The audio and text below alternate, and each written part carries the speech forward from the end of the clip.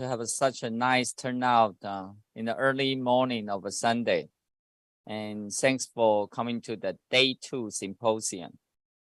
So I will do very brief opening remark by introducing the chair of our AI session, AI and the telemedicine session, Eric Zhang Zhiwei. And Eric is the head of APEC supercomputing business development in Nvidia, and he is also our Nanjia Yushan board member. So let's welcome Eric to chair our session today. Thank you. Thank you, Professor. Okay, good morning. Welcome to the day 2. Welcome to day 2. So today we will go into the AI medicine section. So this is Eric. So I'm the session chair today. There are many people ask me why the AI booming. So I'm Nvidia guy, so most likely I work for the Nvidia over the 14 years. So I probably the right guy to answer this question. So actually, from my point of view, there are the 3 key success factors. The first one, big data. Definitely will be big data, and big data in the AI medicine. The second one is algorithm, the improvement. Just like there are a lot of the biotechnology engineer in here, right? So we have the PyTorch, Tencent, and the last one is quite very important because we have the Nvidia offer the power for the GPU to do the parallel computing. So I'm so glad. So we have the first one person who will have talking about the AI medicine. So when I checked the Professor Lee and Google Professor Lee, so I just realized that it is hard to find a person who has the 2 professional degree. One is the MD medicine, and another one is the PhD medical informatics. The man is the Professor Leo Zhuan, Jack Lee. So he is currently the president of the International Medical Informatics Association, IMTA. So it's my honor to introduce the Professor Lee, who is the father of the Taiwan medical informatics. Let's welcome the Professor Lee, Leo Zhuan, Jack Lee. Hi, Jack. Hi, thank you, Eric. It's great to have the honor and the opportunity to share with you a short talk this morning. And again, I would like to also welcome you to the second day of the first Southern California Healthcare Innovation Symposium in conjunction with the 3rd International Conference on AI and Healthcare, or ICAIH. So my topic today will be, and thanks, Eric, thank you for a very nice introduction. So my topic is AI for earlier medicine. So most of you people here, I think you're quite familiar with AI. If not professionally, you've heard about it from the news and from all this popular media. And my name is Jack Lee. I'm a bioinformatics professor. I'm also a dermatologist and an elected fellow of the American College of Medical Informatics, as well as the International Academy of Health Sciences Informatics and the Australian College of Health Informatics. I'm also the editor-in-chief of a BMJ journal called BMJ Health and Care Informatics, and the president of the International Association for Medical Informatics. I call myself a junior entrepreneur, a junior serial entrepreneur, but I only have 2.5 startups in the past 5 years. We've raised several $1 million in the past several years. So a little bit about the organization that I'm working with. The International Medical Informatics Association is an NGO under the WHO, based on Geneva, and it's the largest international medical informatics organization with more than 60 member countries. The past president is from Sweden, Dr. Sabine Koch, and I'm the president from 2020 to 2023. So actually, last year we had the one and only virtual global medical informatics conference we call MedInfo. That's the first time we go virtual on the whole conference, and I was able to get our Minister of Health, Chen Shizhong, now a candidate of Taipei City Mayor. Chen Shizhong was the WHO Director, Dr. Tedros, on the same screen, not really in the same room, but on the same screen. So, and as we all know, that the pandemic in the past 2 years, it's still going on, but we know much better than we did 2 years ago. So as a WHO organization, we actually we wrote a letter to WHO, and we talk about 4 different things that IT can help to control the pandemic situation. The first thing is AI, or be preemptive, meaning we need to be predictive. We need to make use of the big data that Eric was just referring to, and the computing power and the cloud and the network that's existing today, because we're no longer just reactive. We should stop being only reactive to a pandemic like COVID-19. We should be proactive. We should be predictive and preemptive in terms of response to a pandemic like COVID-19. And of course, we need to use more telemedicine. As you know, that telemedicine use has increased some people say it's 100-fold, like it used to be 0.4%. And at the peak of the pandemic, the telemedicine was used like 40-something% in the US. Now it's back to like 20% for the outpatient. And of course, we need to share data in order to create big data, and we also need more transparency, which may be exactly the cause of this global pandemic. So it's very important. I mean, AI can do a lot of different things, but one thing that AI can potentially do is make everything we do in medicine and healthcare a little earlier. And early means a lot in medicine. Imagine if we discover every cancer a little earlier. Imagine we discover every infection a little earlier, and we're able to control the infection, we're able to cure the cancers. Just because it's a little early and earlier will make all the differences in the world. So, so if we look at what's going on right now in the forefront of research, we can see that people are using AI for disease prediction. We use AI for disease screening. Like you can see a lot of screening tool online for COVID-19, for example, and as well as other diseases. And we use AI for disease monitoring. So we know the trend and the change of the disease. We're talking about a trend. Actually, I think you probably all know about a good news that Taiwan just opened up 4 days ago.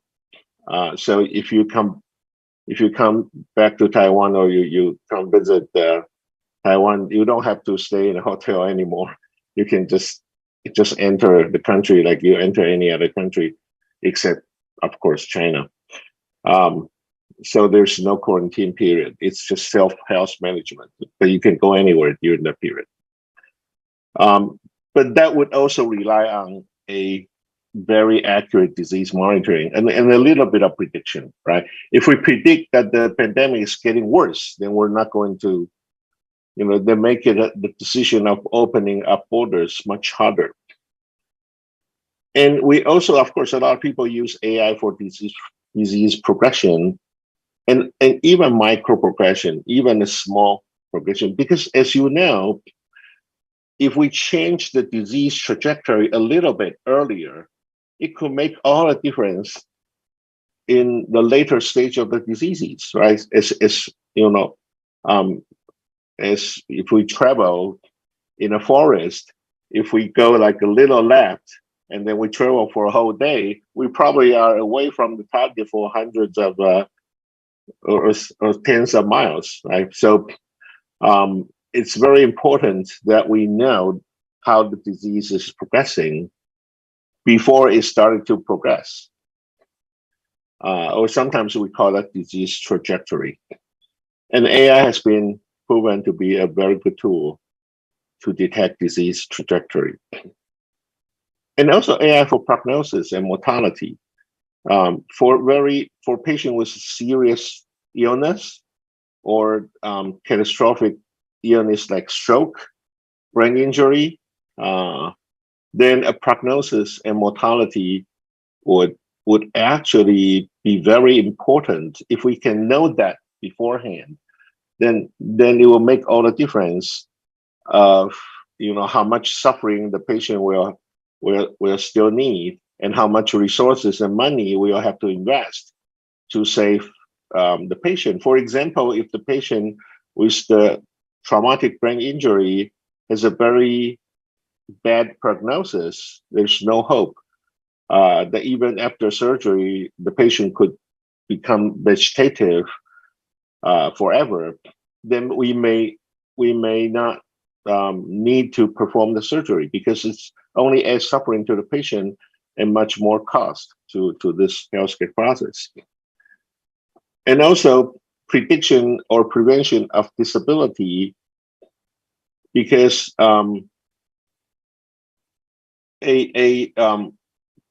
people in the in this aging society, we tend to live in a society that more than 20% or 30% of the people are aging, right? Are senior people, and it's very important that we know what's going to cause them to develop disability, because once aging people develop disability, then the health will deteriorate much faster than a young person. So if we can use AI to predict or prevent the disability, then old people can live much longer with a very good quality of life. Instead of, there is one statistics that may or may not be true, but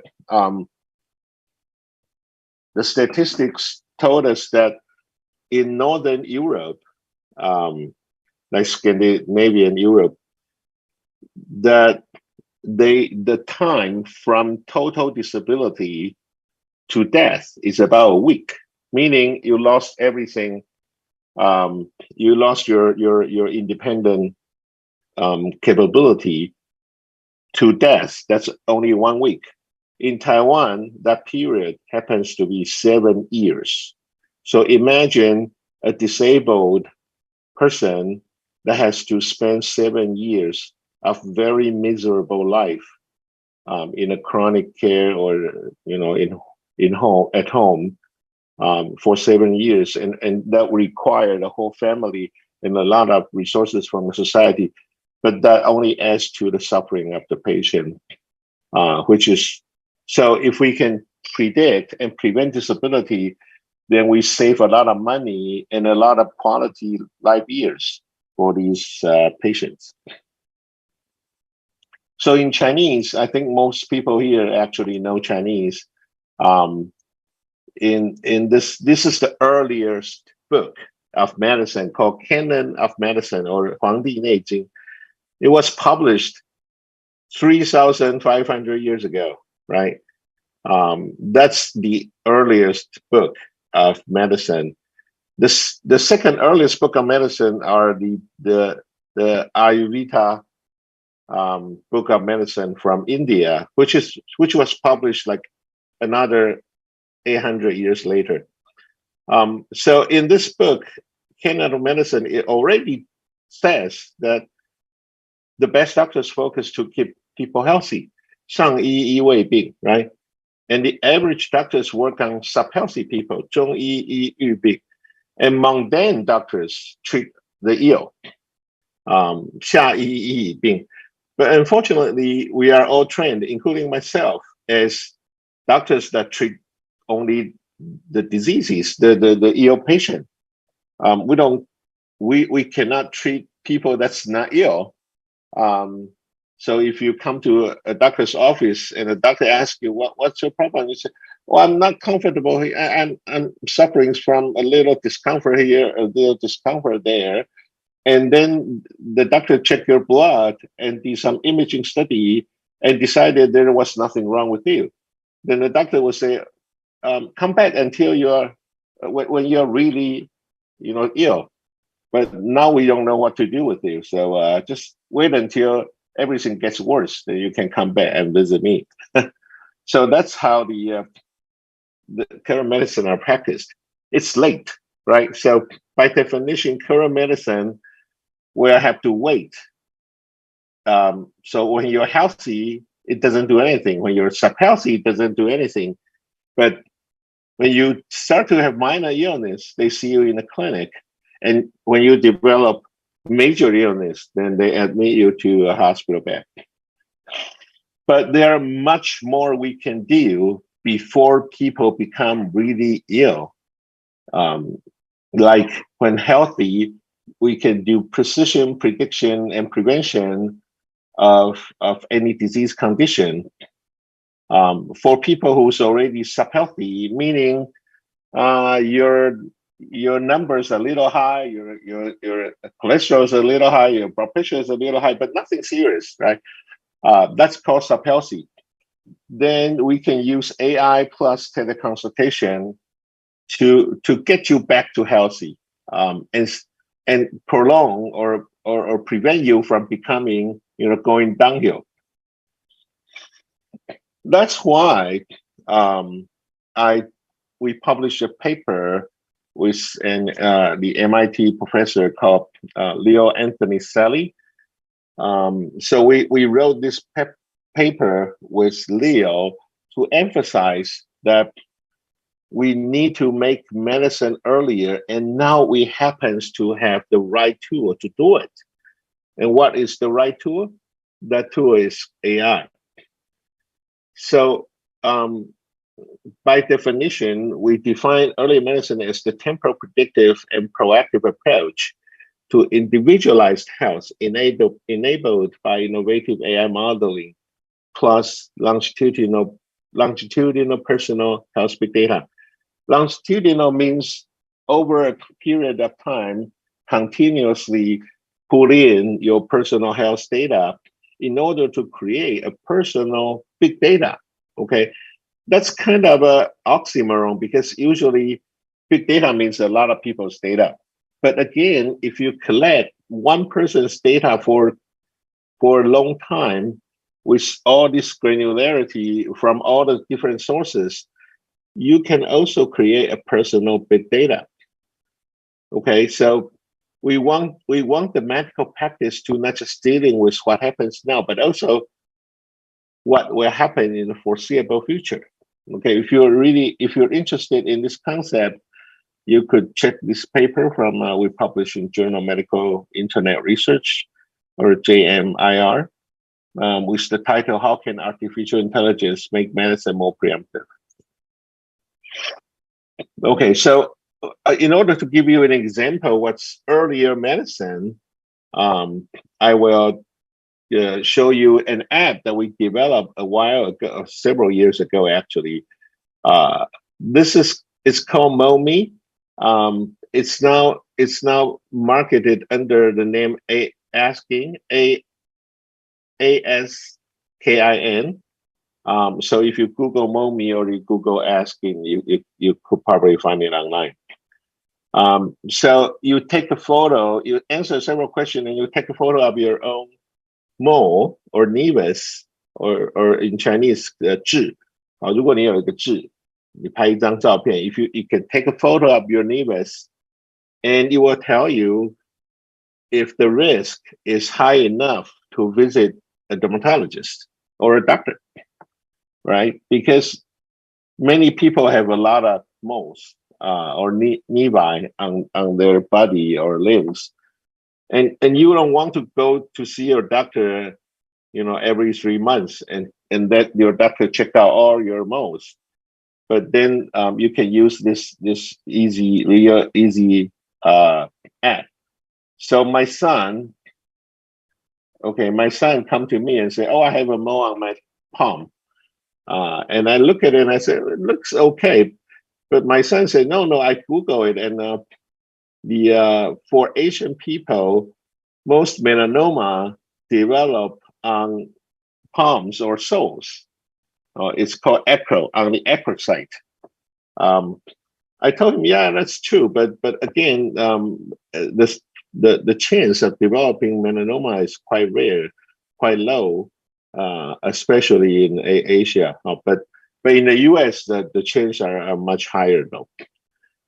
So he's not happy with my answer, so we use AI and says lower risk. So so then he's fine. This is a young boy, actually 19-year-old boy. So his mother brought him to our clinic, and his mother said, "Oh, we use your app, we use your Momi, and it says higher risk." So when we look at it, it looks like a little flowery, right? It looks almost like a flower, and there's some. I'm not sure you can see it from your screen, but there's some lighter color in the middle of the mole. So we did an excisional biopsy. We took it out and sent it to the pathology. The pathology came back saying it's a pre-malignancy.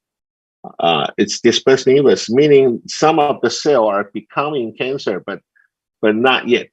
Okay, not the whole thing. Just 1 or 2 or 3 cells are becoming bad.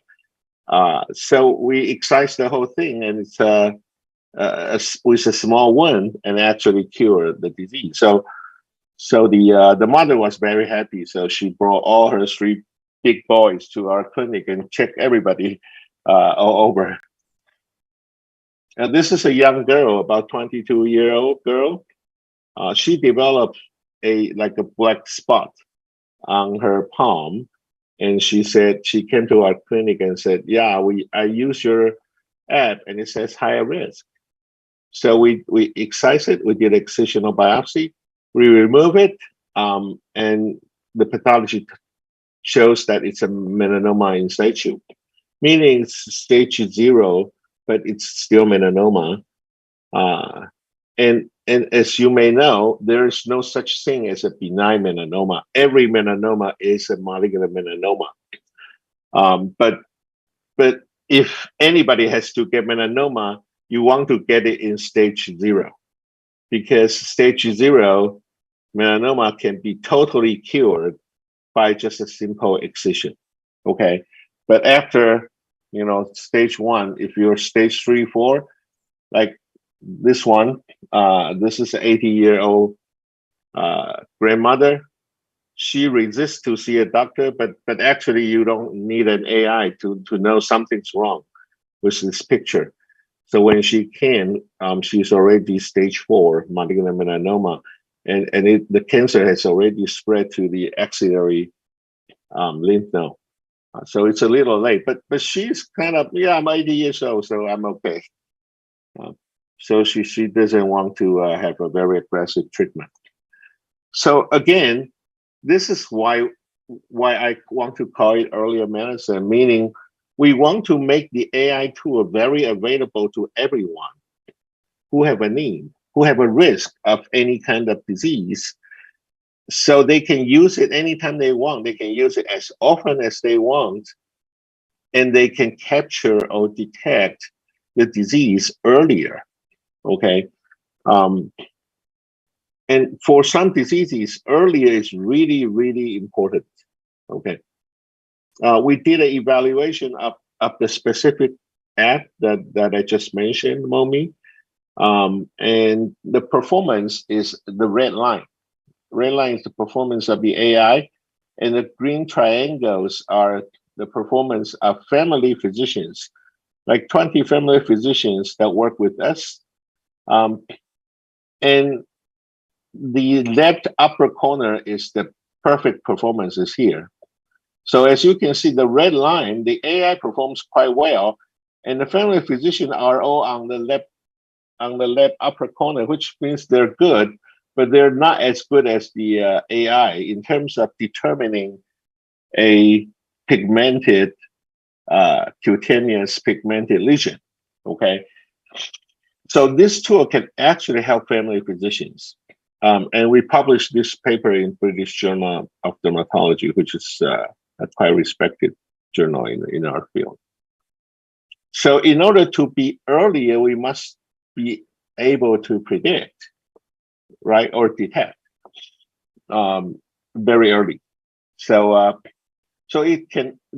this concept of a timely, accurate, individualized, actionable prediction can not only be applied to preventive care, it can also be applied to acute care, to, as I said, to determine disease trajectory, or apply to chronic care to predict disability.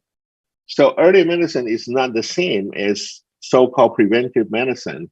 Early medicine refers to the capability of using AI and personal big data over time to do a prediction. So as you can see there, this one is also from our lab. We can also use big data to predict major adverse cardiac event, meaning heart attack with chest pain, right? So if a patient with chest pain comes to a emergency room, the ER doctor will have to be sure that this chest pain is really not a heart attack before they let you go, right? The patients go. And this AI tool actually help the ER doctor, and it's more accurate than your general, ER doctor in terms of the next 90 days prediction. So there are many, many examples of predicting drug response, predicting disabilities from dementia, predicting disabilities from chronic obstructive pulmonary disease, which is a common lung disease if you smoke a lot. Or smoke for a long time. So the application is endless. So let me give you one more example that we use the past history of the patient to predict whether this patient will develop a specific cancer in the next 12 months. So we need to understand time before we can actually, we call it temporal phenomics because we represent the phenotype. Phenotype means the presentation of the patient. What are the comorbidities? What are the other diseases? What are the drugs the patient's taking? Age, gender, all the things that we get from medical record. They're like surrogate of phenotype. Versus genotype is from gene information. Phenotype are mostly from the electronic health record. So we model the change of phenotypes over time, over a timeline. In this case, over a 3-year timeline, and we use about 1,500 phenotypes, almost 2,000 phenotypes. And then we model them into a 2D image. Okay, so meaning, this phenotype happens for such a long time, and this phenotype only happened once or twice. And things like that. And we do that for 1,500 phenotype over a 3-year timeline. So every patient become like a map. So every patient's 3 years of data become like a map. We call this a temporal phenomic map because it's temporal and it's phenomic. So we just call it TPN. So every patient become like a map. And we tell our machine learning AI that this patient has cancer and these patients don't have cancer. And when you feed enough of these images to your AI, your machine learning model, then the model will come to realize that, well, when we say realize, we really think of it like a human, but but it will reorganize its own internal mathematical model to accommodate the answer. And eventually, when you present an image of a patient, like a TPM of a patient that has cancer, it will be able to tell you that this TPM looks like a cancer, look like a cancer TPM. So in the past about 10 years, we've tried many different cancers. We try all the major cancers, like liver cancer. As you know, in Taiwan, liver cancer is a big problem because we used to have a lot of hepatitis B patients. And so predicting liver cancer in the next 12 months, the accuracy is about 94%. And prostate cancer, colorectal cancer, they're all very nice, like well above 90%. And yeah, so this one is we use the temporal phenomic map to predict non-melanoma skin cancer. This is probably one of the very few papers that do not use medical image. Okay, so this is not to be confused with the MOMI that I was just using as an example. This paper is not about MOMI. This paper is about the phenotype of the patient, and we use that phenotype in the past 3 years to predict what's going to happen in the next 12 months. And this is published in JAMA Dermatology. That's the best paper, best journal in our field. And this one is using the similar algorithm to predict lung cancer. And as you know, as some of you may know, more than 50% of the lung cancer patient that was first diagnosed is already phase 3 or stage 3 or stage 4. And as you may know, stage 3, stage 4 lung cancer has a very, very high mortality. Okay, and it's too unfortunate that we have to see our patient and they have no symptom, and they're just doing a checkup, a chest X-ray, a chest CT, and it's already stage 3, stage 4 lung cancer. That's too bad. You know, what if we can develop a way, an AI method that could change all that, change the landscape of first diagnosed lung cancer and make them stage 1, stage 2, or even better, stage 0, then we pretty much save every lung cancer patient, right? From, instead of investing a lot of money into drugs for stage 3, stage 4 lung cancer, why don't we invest a little bit of money and develop these AI models to prevent people from getting worse, or getting treatment or diagnosis when it's too late. So, I keep saying phenotype. Actually, this is a surrogate phenotype. We extract patient profile, diagnosis problems, procedures, medication, lab data, and all that from medical record. Okay, and so we in our previous study we extracted about 1,500 variables, but that's just phenotype. And of course, we extract the data over the temporal dimension over time. But that's just the phenotype, right? But once you integrate data from genotype, of course, genotype do not change over time. Okay, that's just one set of gene that will be with you all your life. But phenotype do change over time, and exposure type, which means the environmental factors, that changes over time. Not every day, but it changes. And your own behaviors, that change over time, right? That changes like every day. And microbiome, of course. So if we add more information to this model and we record all the data elements from birth to now, eventually we'll be able to predict everything that's clinical related, like early diagnosis, early treatment, even early rehabilitation, and even predict death, right? So Professor Lee. So Yes. Yeah. can we remind you, you still Yeah. have around 2 minutes left. Okay. This is my last slide. So as I said, current medicine focus on treatment, and it's higher cost and more burnout. You don't need me to tell you that how much the health cost is. I mean, you're in United States, which has the highest, about almost $4 trillion of healthcare cost in the world. And it's like 4 times or 5 times higher than the defense budget. So if we keep going on that track and we focus on treatment, we're going to see the collapse of healthcare system, anyway.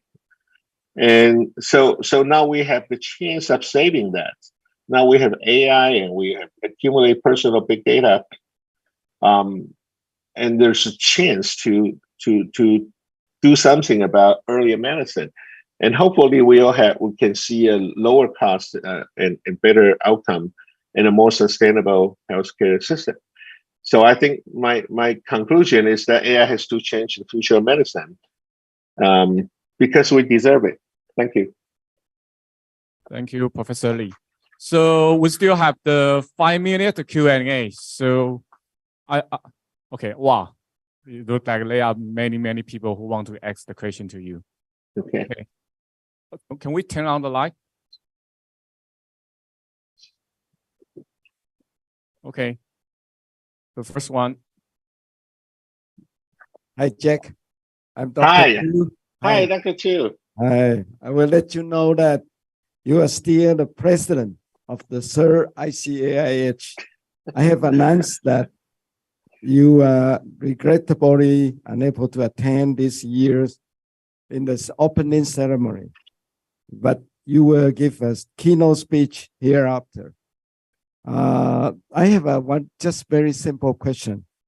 Big data, like Eric just mentioned, big data is the most important part of AI. I would like to know how many cases you have used in the MOMI, and is there any standard requirement for big data, such as how many cases you need to collect for a specific disease like that? Okay, Dr. Chu, thank you for the very important question. Yes, AI do need big data, especially machine learning AI. Not all the AI are machine learning AI, but of course the most popular methods now is machine learning AI. And machine learning is totally based on data. So you need a lot of data. But again, as you ask specifically about MOMI is actually a binary decision, meaning it only tells you higher risk or lower risk. So it's a binary decision with a relatively singular and relatively simple lesion, which is a pigmented lesion on the skin. And we used it was very rough when we have like 500 cases. And it gets much better when we have 1,500 cases.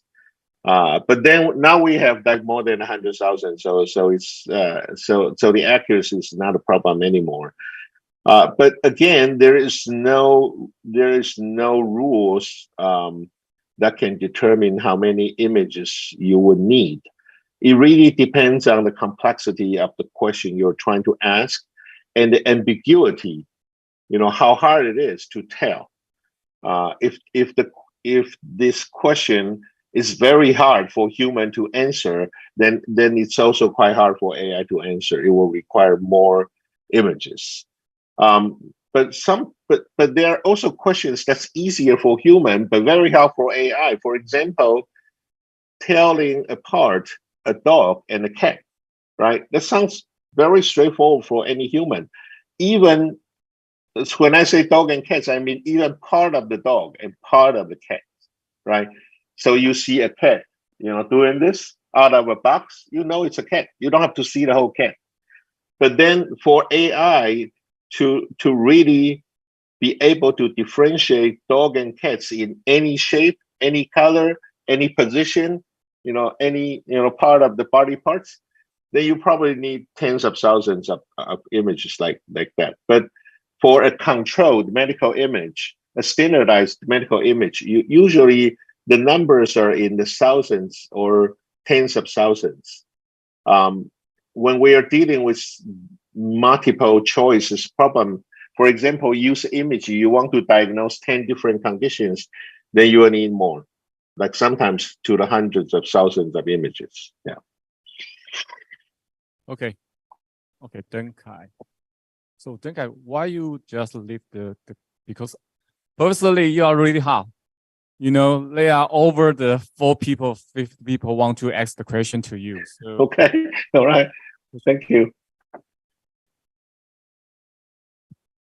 Hi, my name is Chris. I do have a question. On one of your slides, you mentioned actionable. I know one of the big challenge for AI machine learning model is the explainability. And how do you, from based on your model experience, how do you, overcome that? That's one of the big challenge. Okay. So it's about explainability and Also whether it's actionable. Actionable. What do you provide recommendation to either doctor or patient? Okay. So about actionability, it's really depends on the design of the question. So even before you start to do the modeling, you need to ask a question with the type of answer that's actionable, right? So it's whether it's actionable or not, it depends on the design of the question, whether you got the right question or not. But on the explainability, it's been criticized for the longest time since the invention of machine learning model. You know, when I was in high school, which is very long time ago, I was using machine learning on Apple II. Okay, Apple II computer. Some of you may have seen Apple II. But we have very small memory and the memory is like 48K, not even mega, 48K. And then if you upgrade, it becomes 64K. So a very small memory, very slow CPU, and very few cases for machine learning, as you can mention. But even then, people criticize machine learning as a black box because it's hard to explain. But nowadays, there are more methods, there are more algorithms that can actually tell you the hot spot, meaning it will tell you, for example, let's say dog and cats, right? So if this AI determined that this is a dog, it will show you where, like the eyes of the dog or the color of the dog or the fur or the tail, they determine from where on the dog that it's called the hot spot or hot area. It will tell you the hot area, that how they determine that it's a dog. But again, that doesn't always make sense to human anyway. So again, machine learning AI still has limited explainability. That is still the problem, although a lot of people are working on it. Yeah. Okay, thank you, Professor. So I really appreciate your time. I know right now is your midnight, right? Right. So that's okay. Thanks again. Okay. Oh, because there's still one the attendees. Okay, sure. That's it's not every day you get to answer a question from Southern California in the middle of the night. Yeah, my name is Deng Kai Liu Deng Kai. I work for JPL NASA in Pasadena here. And I don't know anything about medicine, medical. Usually I see my doctors and make sure my doctor is okay. But I have a question here. If I understand it correctly, you said you can predict the cancer, 94% liver cancer, based on my personal record. So I want to make sure I understand that correctly. And the follow-up question is, what kind of personal record do you need? I'm going to transfer my personal record to you and make sure I understand that how long I can live without cancer. Is that fair? Okay. Yes. We do use data from your medical record, and for now we mostly use the your 3 years of data. So, for example, you go back to 2000, 2001, 2000, 2020, 2021, and 2022. Well, all we need is 3 years of data that will include all the problem lists, diagnosis, and drugs that was given to you by the doctors. That's all we need. But again, this method has a shortcoming. Its weak spot is that if you never see a doctor in the past 3 years, then we cannot use it because there's no data for us to predict. But if you do, if you have this model only applies to people who sees doctor at least 3 times to 6 times a year. If you're extremely healthy and you never see a doctor in the past 3 years, then this model doesn't apply to you. Yeah. Thank you. So, Professor Lee, I hope you can come to the LA in person because there are too many questions I want to ask you because you are the father of the Taiwan, biometric informatics. So, thanks again. Thanks again. Okay. All right. Thank you. Bye bye. Moving to the next section. Okay. Okay. Bye bye. You've been a great audience, and thank you, Eric. Bye bye. Okay. Pradeep is on the line, right? So Pradeep definitely can listen. Yes. Okay, good. Hi, bro. I'm delighted to introduce my brother, my friend, my colleague in Nvidia. So when we have the AI, the medicine section, so actually, Pradeep, you are not my first one priority because the first one priority is mine. But why should I invite you? I tell you, guy. Pradeep joined Nvidia later than me. But however, Pradeep got promotion faster than me. So this is why I insist the Pradeep should be our keynote speaker, one of the keynote speakers. So actually, the Pradeep should come to here in person, but unfortunately, he got the COVID this Wednesday. So I just say, I'm really afraid if he insists come to here, he will spread his COVID to everywhere. Okay, it's my pleasure to introduce our senior director of the worldwide solution architect, the Pradeep Kuda. Hi, Pradeep. I hand over to you. Okay, thank you, Eric. And I hope all of you can hear me and can see my slides. Okay. Yes. Thank you, Eric, for confirming. And yeah, as Eric mentioned, unfortunately, I couldn't make it in person. I want all of you to be safe and healthy. I'm doing well, and I hope I will be out from this pretty soon, right? So today, I'm going to talk about how the AI and the metaverse, right, is going to change the landscape of the healthcare. I think before me, I was listening to Professor Jack, who was really talking about a very specific use cases and how AI is helping.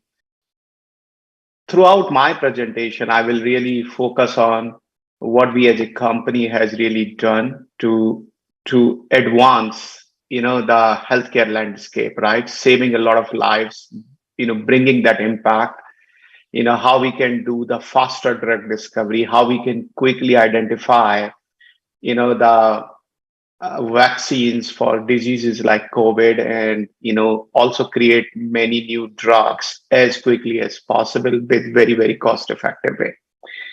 Okay, so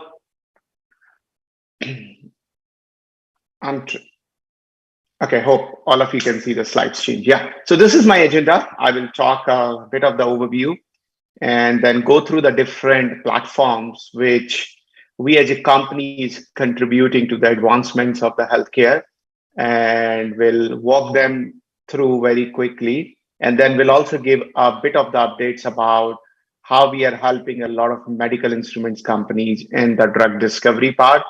Nvidia is already working almost every aspect of the healthcare, right? Whether you think about the medical instruments, you think about the drug discovery, you think about the genome sequencing, you think about cryo-EM, almost every part. You think about the payers and the buyers, right? So we are almost everywhere and touching every part of this vertical.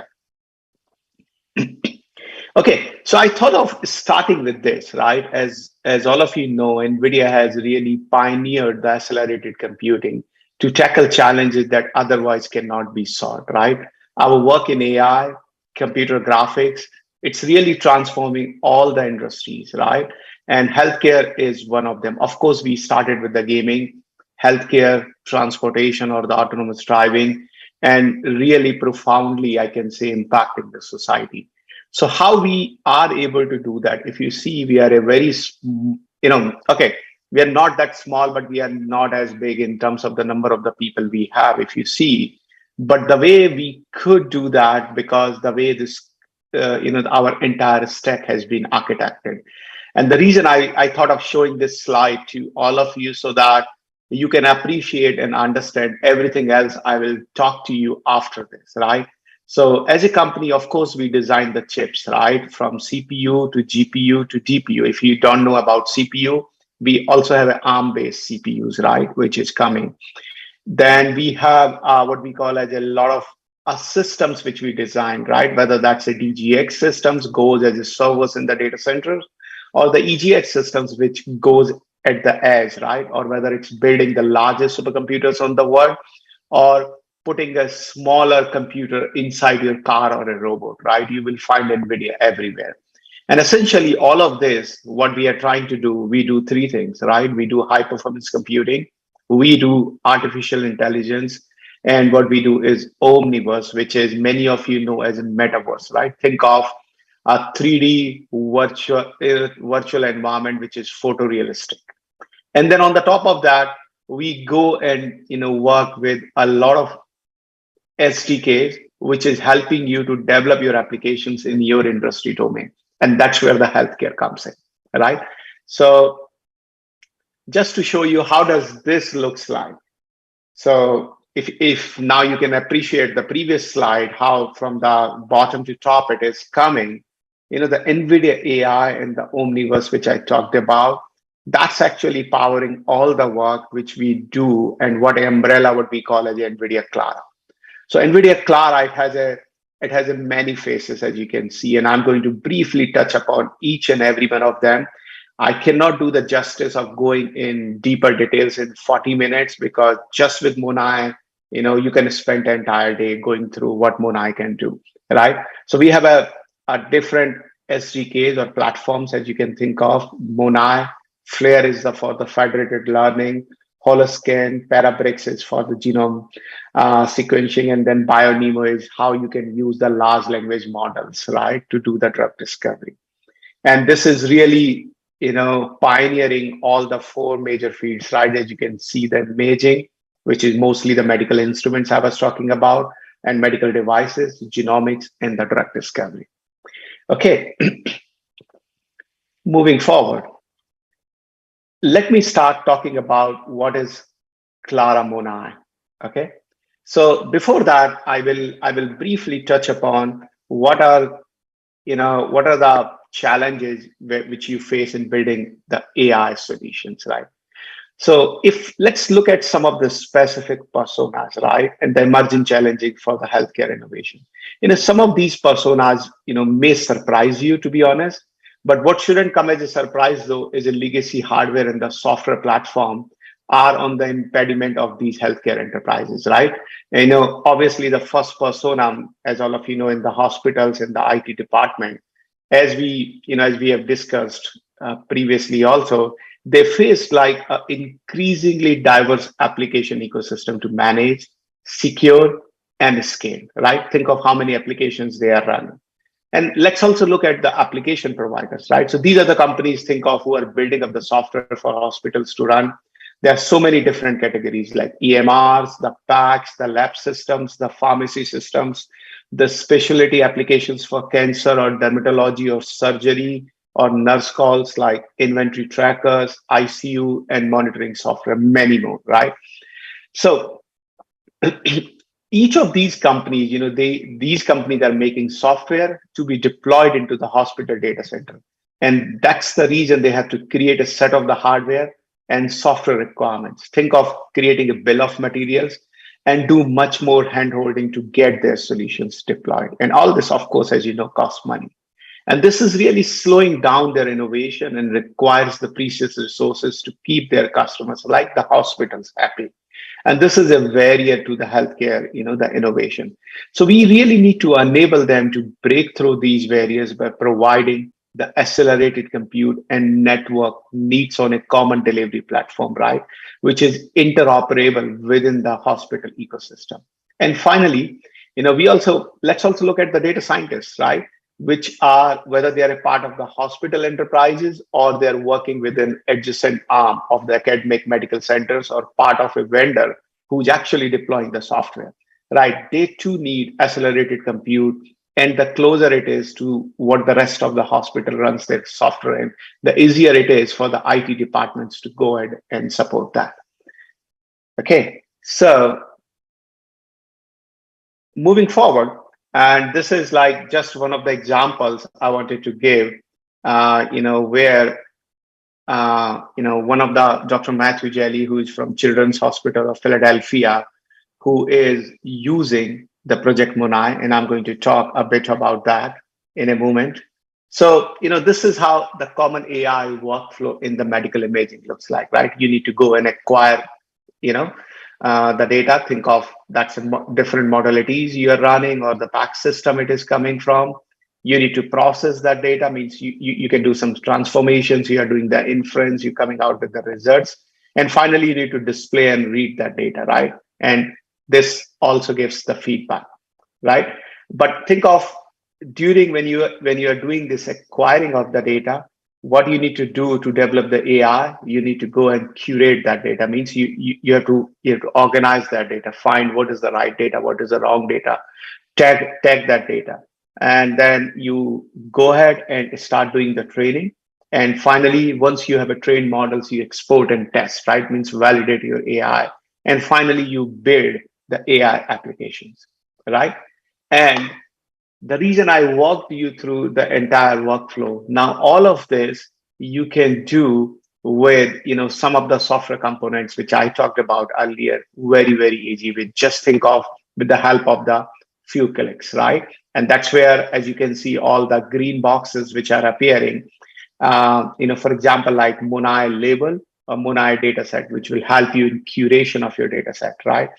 Monai Cold Flare, right, which will help you to train. And I will talk in more details about the Flare, which is a federated learning, but also like how you can do the distributed training, right? And then finally, how you can go and bundle everything, and then you go and build these applications, right? So that's what Monai can do.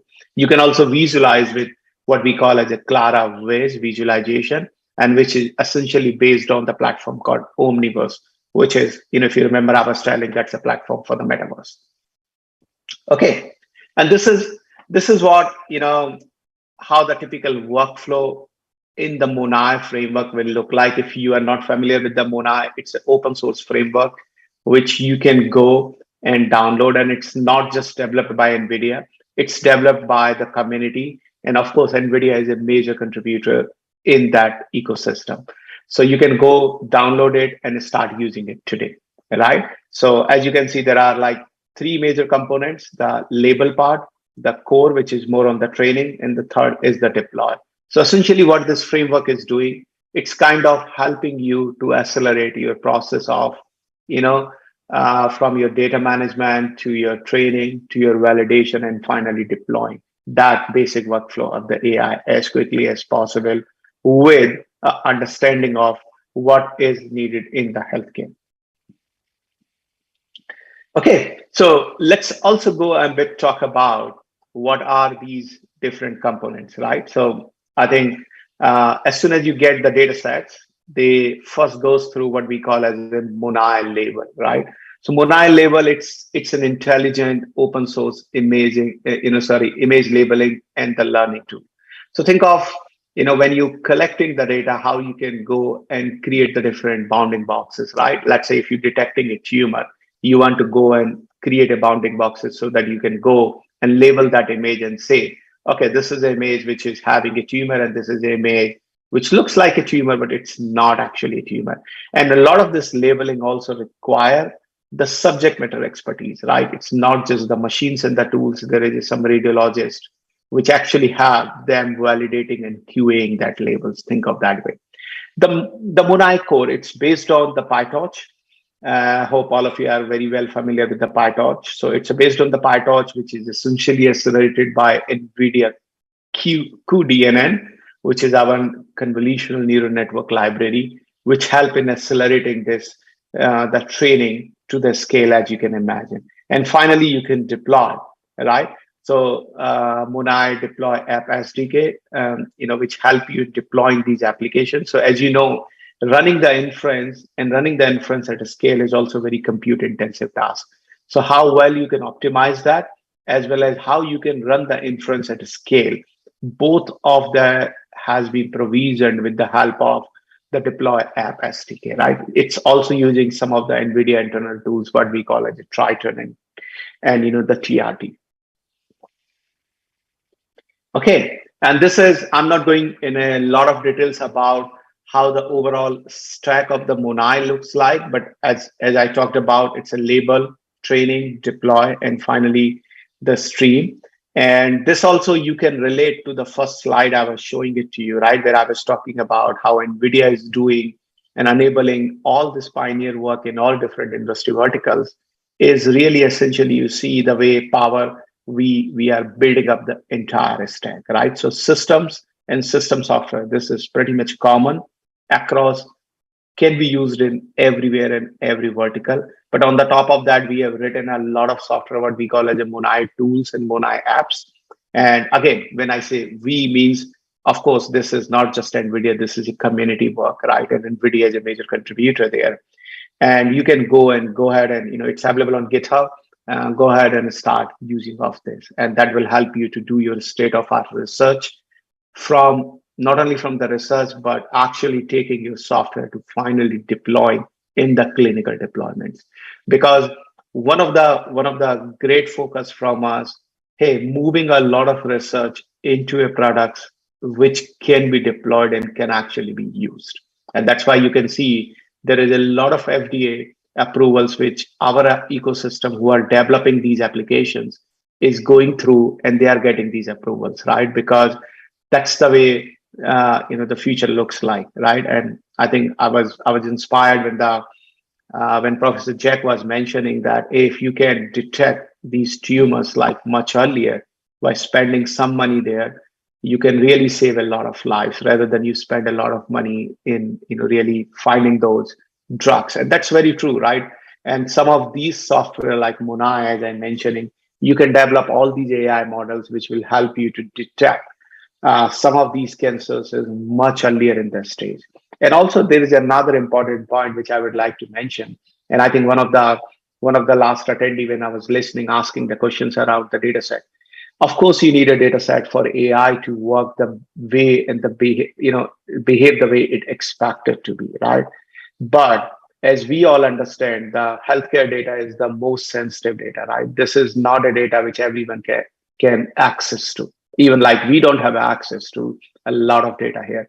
So NVIDIA has come up two ways to solve that problem. And I will talk about one as a federated learning, where your data don't need to leave the premises, right? And you can still train the model. That's a one way. And second is through our Omniverse platform, we have a capabilities to go and create the synthetic data.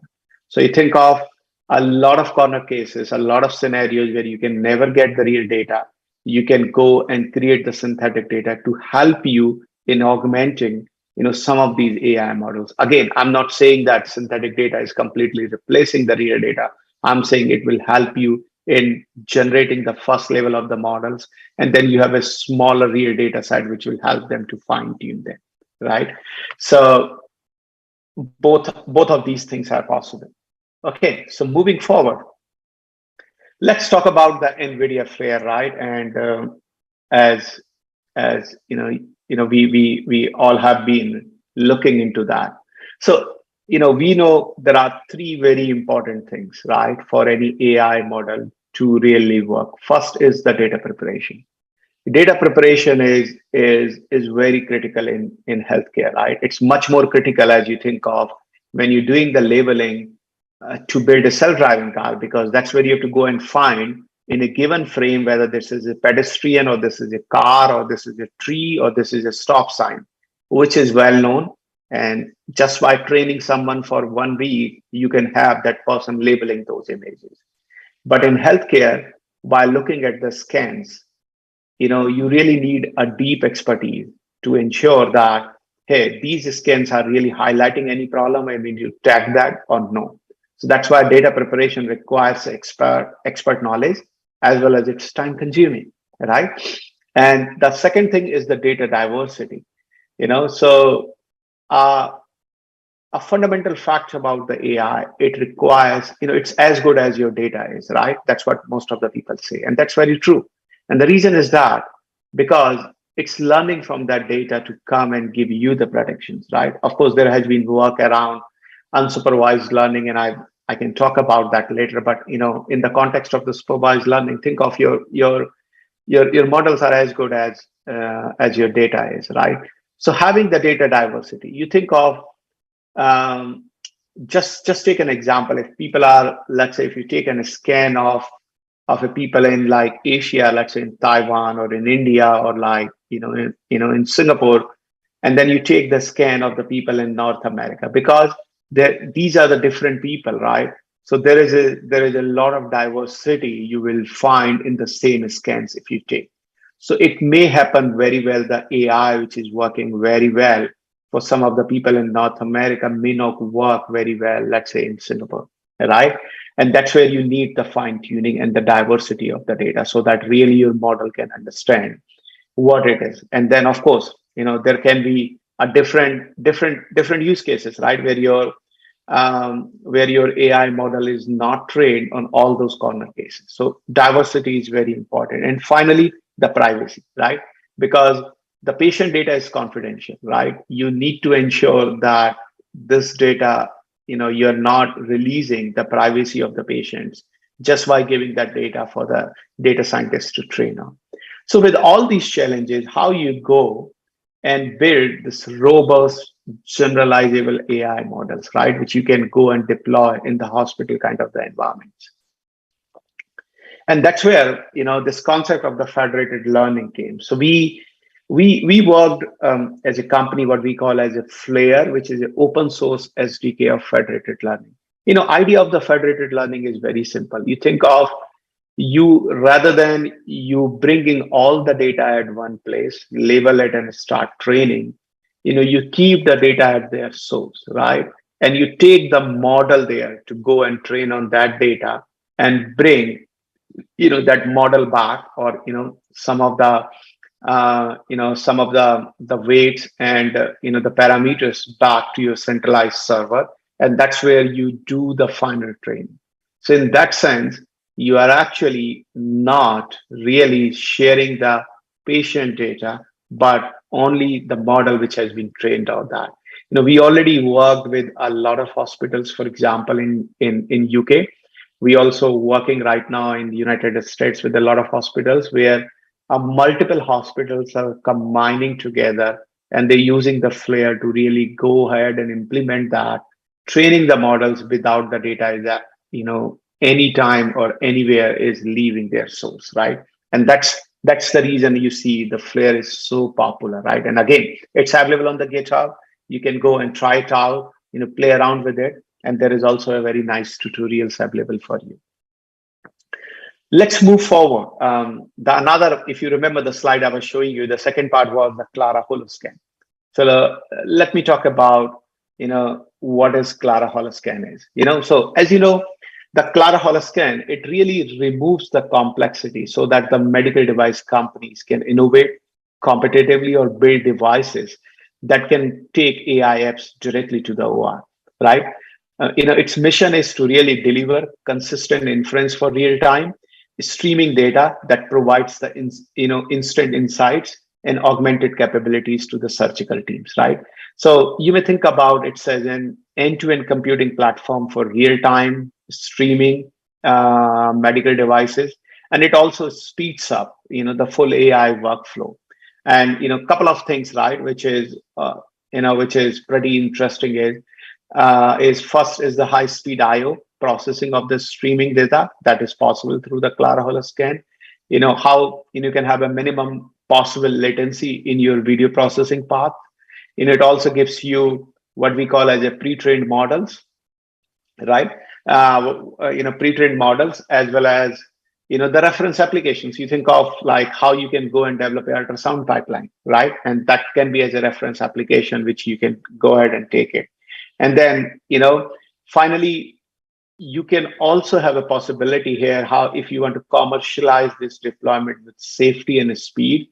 We just talked about in our last GTC what we call as a platform called Nvidia IGX, right?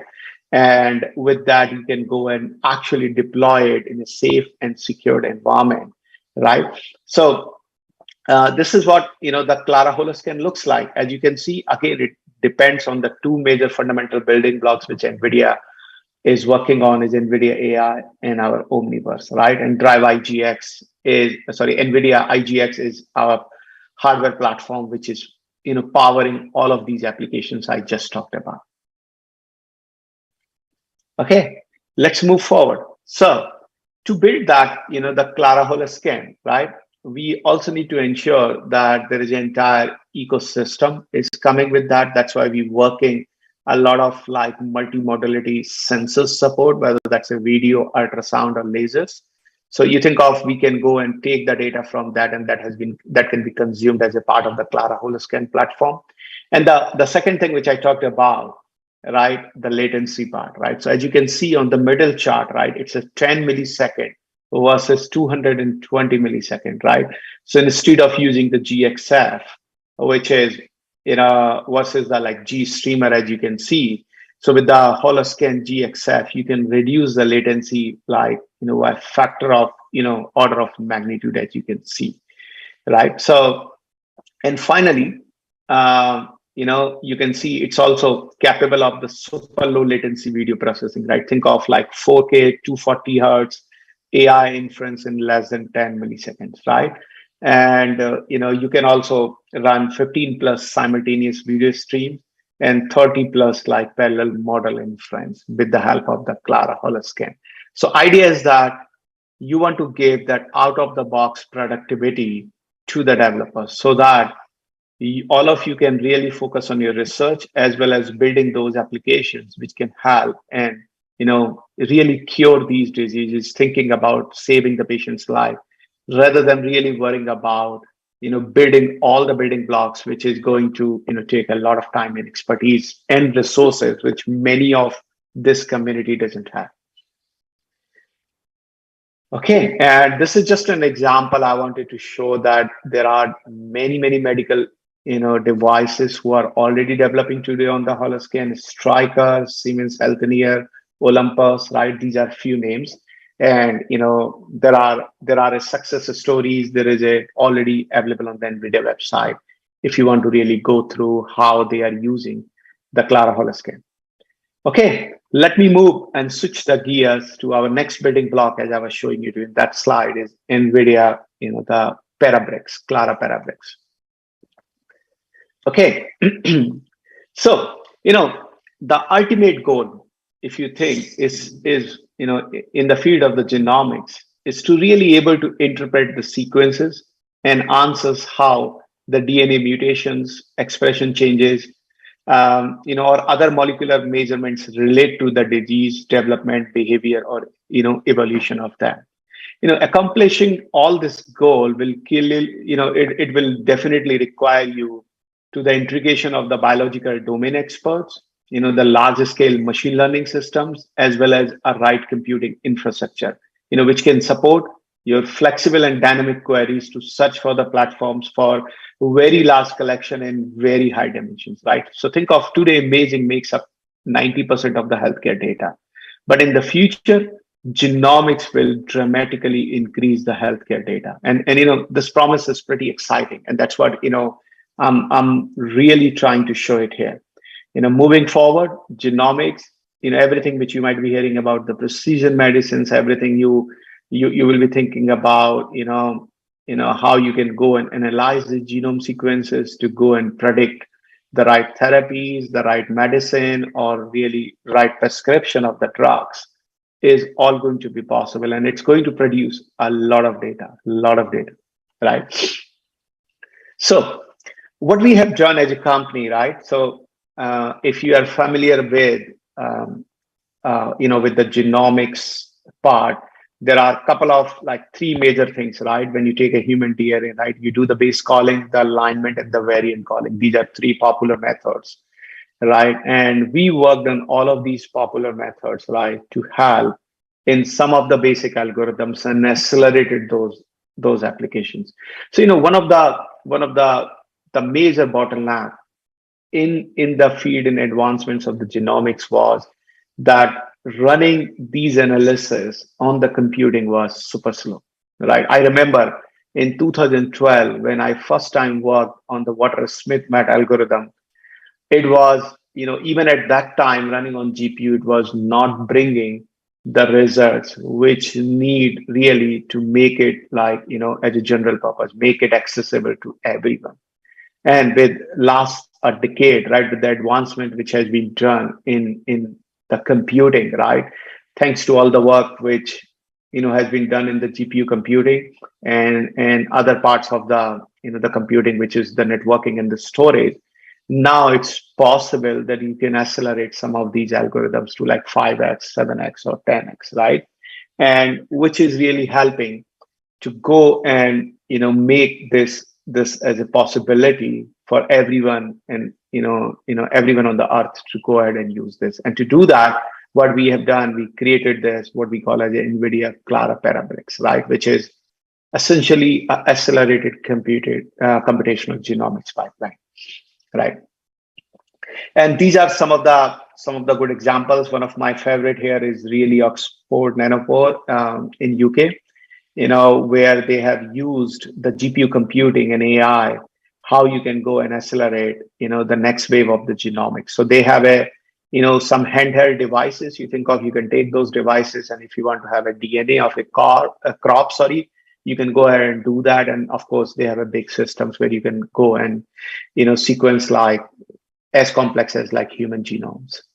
And on the right-hand side, as you can see, there is a lot of partners. We are already working with them in terms of ensuring that we enable, this parabricks, which is accelerating the genomics everywhere. Okay. You only have the 1 minute left. Okay, so if I only have a 1 minute, okay, so then in that case, I will just probably end with what I call as a BioNeMo. And this is the most recent announcement which we have, right? So, the idea is that, as you might be familiar with the large language models. So large language models initially has been used in the conversational AI, right? Think of text to speech, speech to text, and all of this. But, the fundamental nature of these language models, actually, you can go and train them on the language of biology, right? Think of that way. And that's the reason you can go ahead and use these large language models to do the drug discovery. And that has been very, very effective. So we announced, right, and another reason for that, as you can see on the right-hand slide, you can also accelerate that with the amount of the computing which it is possible today with the help of GPUs, because large language models, running them is very, very computationally intensive. When I'm saying very, very means they requires even if you have thousands of GPUs, they will consume all, right? Because that's the kind of the workload, which requires a large amount of the computing, but the results are awesome, right? So what we have done, we really, had this BioNeMo, right? So BioNeMo, a simple way to think about, just as AI is learning to understand human languages with LLM, it's also the learning the languages of the biology and the chemistry, right? So we are trying to make it easier to train massive neural networks on the biomolecular data, right? So BioNeMo is really help researchers discover new patterns and insights into the biological sequences, right? Insights that researchers will be able to connect to the biological properties or functions and even health conditions, right? And to make it accessible to everyone, we announce this as a service, right? So think of that way you can go and subscribe this as a service, and it can be deployed anywhere in the cloud, every cloud, on your on-prem system, doesn't matter, right? And you can go ahead and start using it today, right? So with that, I know I have a lot more to cover, but with the time limit, my concluding remark here is that I think the way we think about the entire healthcare space, we believe that data is fundamental. We believe that AI and the computing that's what you need to drive the innovations in this community. And the third thing, anything which you cannot do, you have to rely on the virtual reality, right? On a metaverse. And that's where we have all this AI, HPC, and the Omniverse platform, which is helping the researchers in this community to drive the innovations, to go and really make a lot of impact on the humanity, whether it's in the field of the medical instruments or medical imaging, whether it's in the field of the drug discovery, how you can accelerate discoveries, right? Create the vaccines within few weeks rather than months or years, and then also create the more drugs within few weeks versus years. I think that's the mission, and that's what we all are looking forward to help this community with all the work in the AI, HPC, and the metaverse, which we're doing as a company. So with that, thank you very much, everyone. I really appreciate the opportunity to talk to you here. We're going to the Q&A. Yeah, sure, Eric. Okay. Before you raise your hand to ask the question, the rule one is to not ask about the Nvidia stock to us. We have totally no idea. We only know that today the big news for the Nvidia is our Jensen Huang donate 200 million to his college. This is why we will know. Oh, okay. Any question?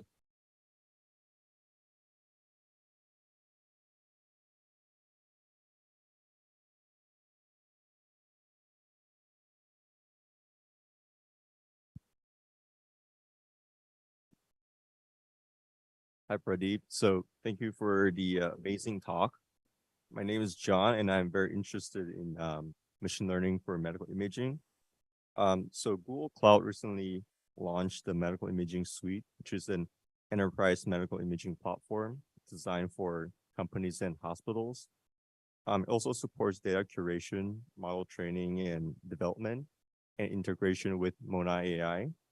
So I don't know if you have heard about it. So could you share maybe how they're different and how they work together?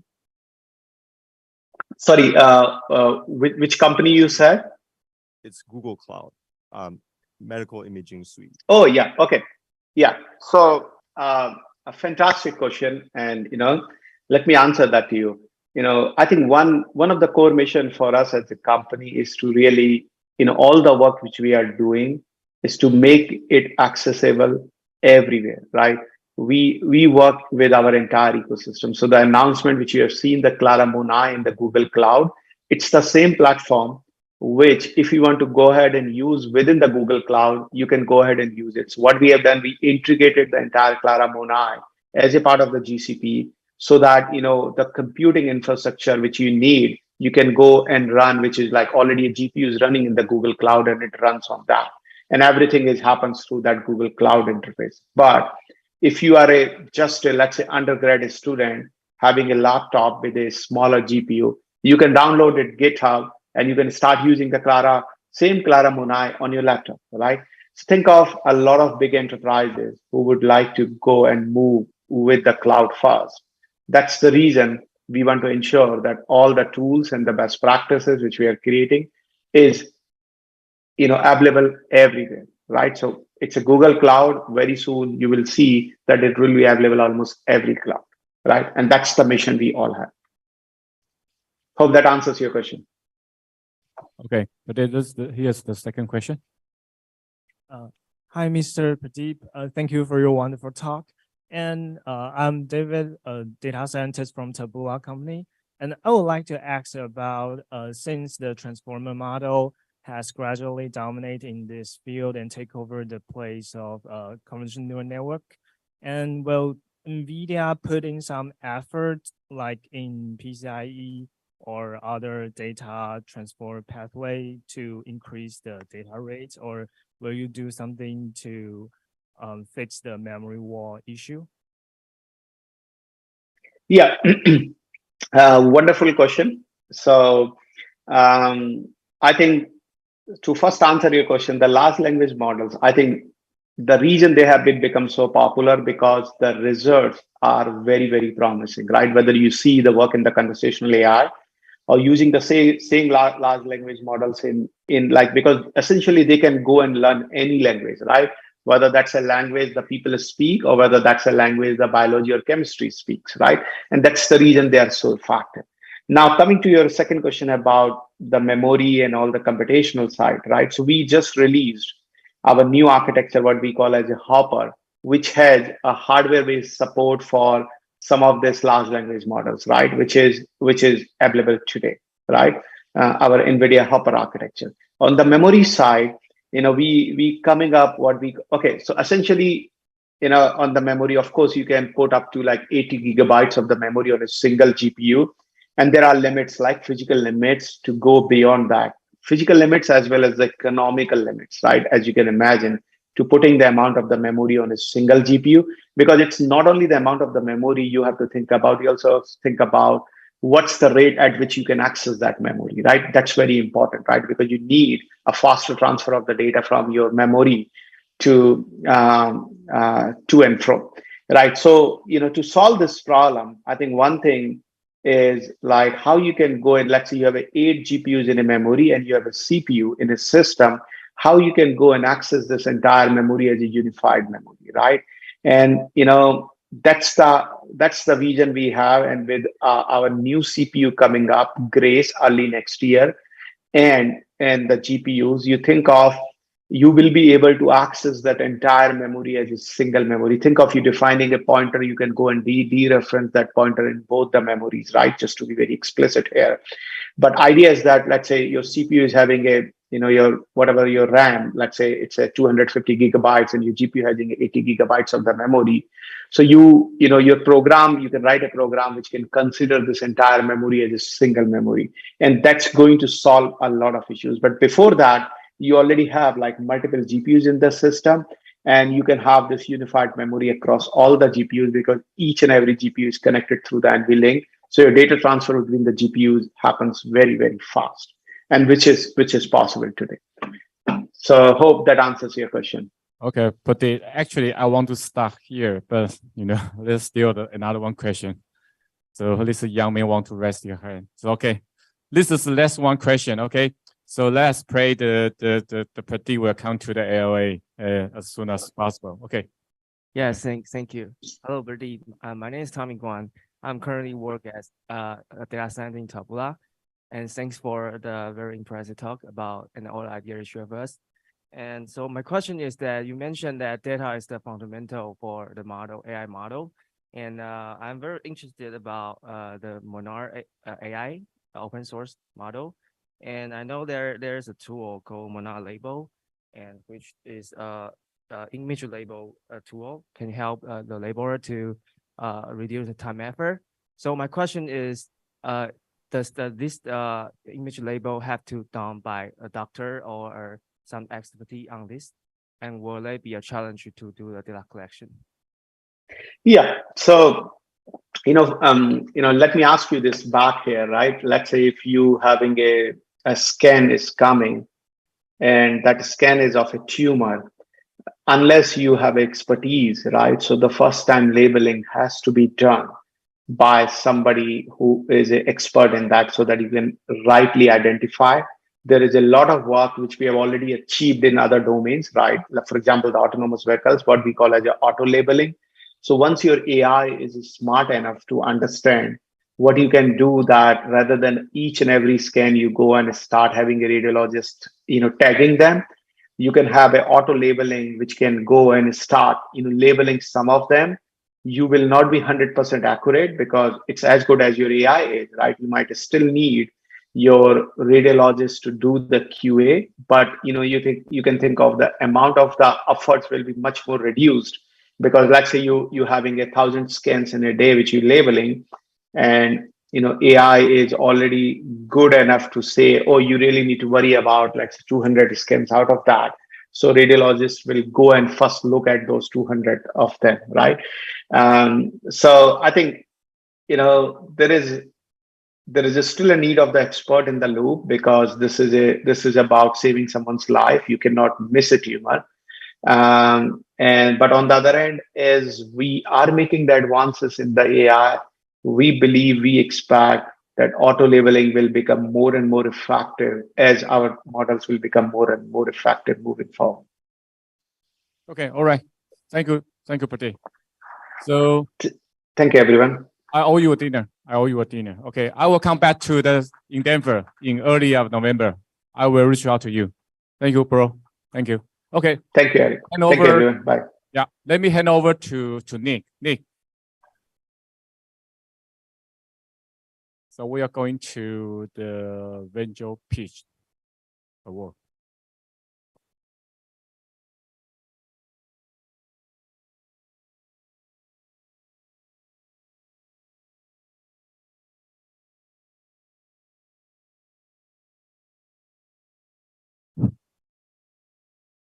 Thank you, Eric. Hi, everyone. This is Niku, your host for the pitch competition. Yesterday, 7 young companies craft and presented their innovative and advanced solutions in healthcare and medicine in front of the pitch judges. Our pitch judges evaluate each individual company's proposal based on the business opportunity, the team member, and the product maturity, marketing strategies, and also the presentation style, of course. There were some discussions and debate yesterday, but they eventually reached a final decision, decide who are the winners for the competition. So now I think it's an exciting moment for us to reveal the winners of the competition. The 3 winners will receive the award prize total up to 15,000, and the award is sponsored by Global Manjate Foundation. And I think now I want to welcome our award presenters, Lulu Wang, VP of Southern California Manjate Foundation, and the executive of Global Manjate Foundation. And of course, not to mention our honorary judges, welcome them to the stages.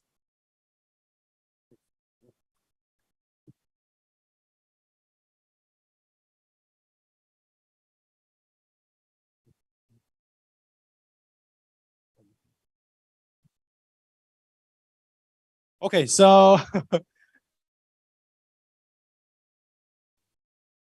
the third place. Okay. The third place, the winning team will receive $2,000, and the winning team is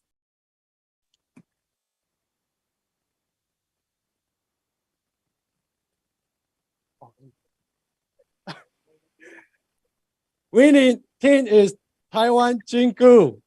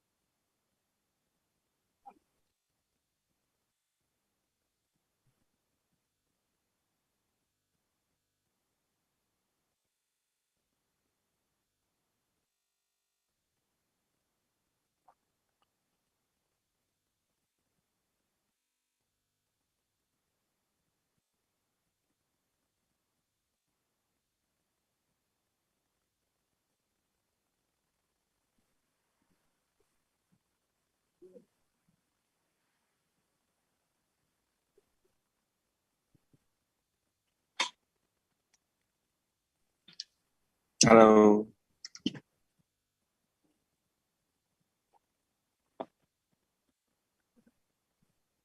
The recipient is on the screen.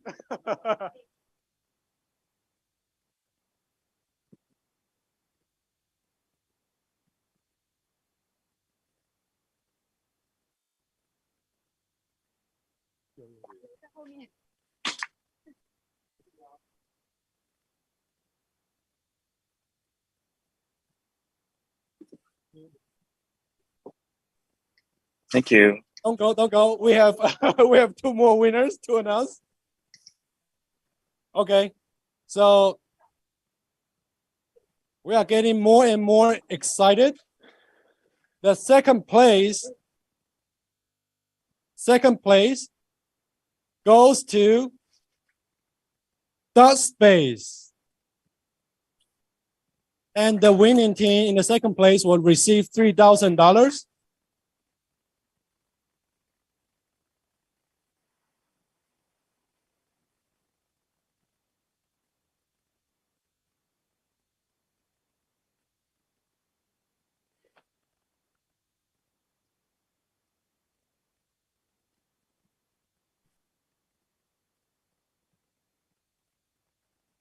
Okay, and finally, our champion of the pitch competition, the team will receive total $10,000, and also with the opportunity to potentially collaborate with AHMC on medical trials. But it's an opportunity that we need to craft.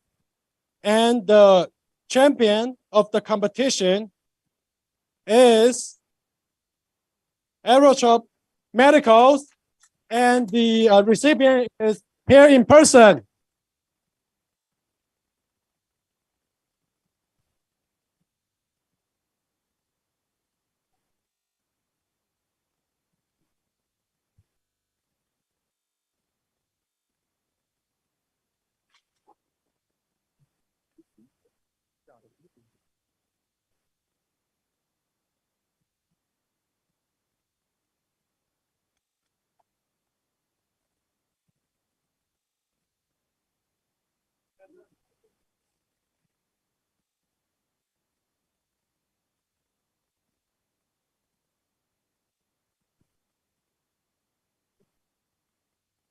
Yeah.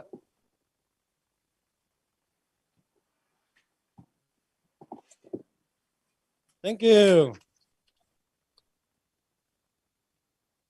Thank you for our award presenters and also our honorary judges. And now I think for our attendees, we do have 5 to 10.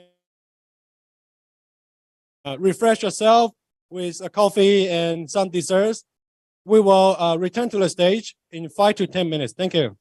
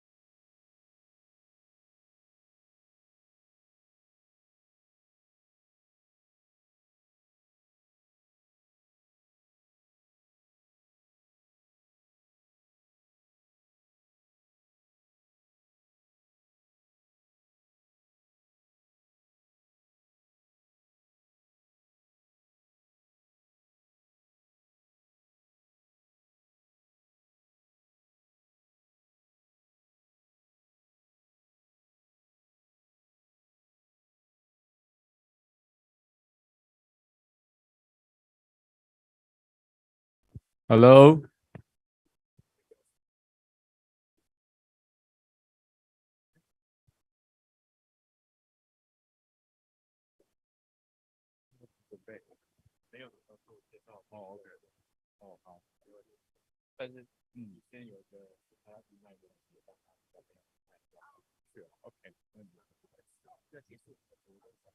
Hello. Hello, everyone. We will start right now. We will start right now.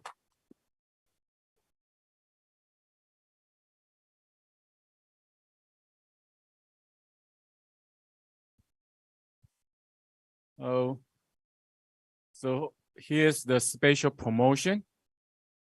So I will hand over to the young talent who will stay in the stage. Hello, everyone. You might remember me from the Clay Anatomy project, but over the summer, last summer that is, we also did a different project. We took biology and combined it with art, which also accomplishes what we wanted to do in the Clay Anatomy, which was to introduce people to the biology. And while we did that, we made these. This is a bayberry flower pollen at 200 times the original size.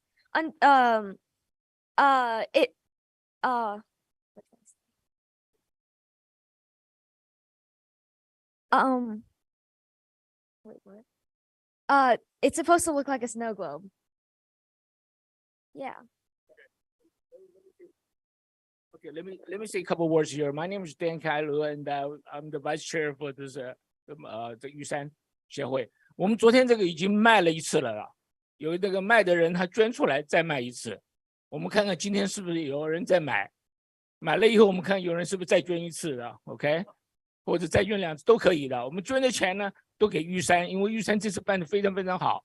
对，那我是希望这个大家都一起来赞助我们的活动，好不好？那我来主持这件事情好了，好不好 ？OK， 这个多少钱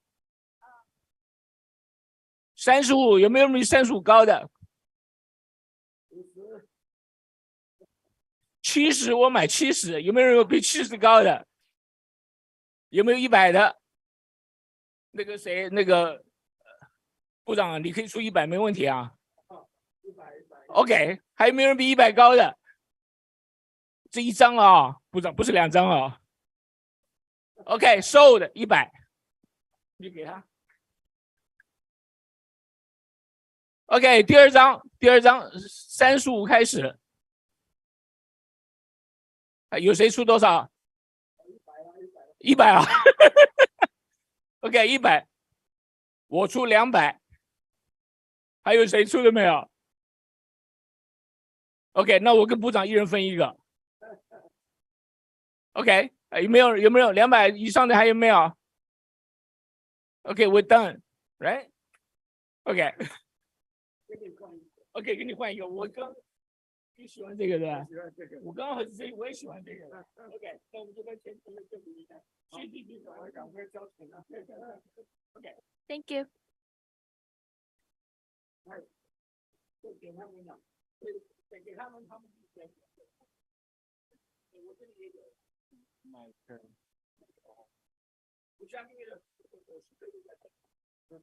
Hello. Where is the mic? I only got this one. Remote.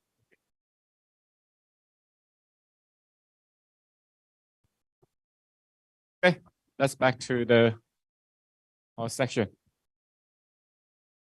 Well done. Okay. Okay.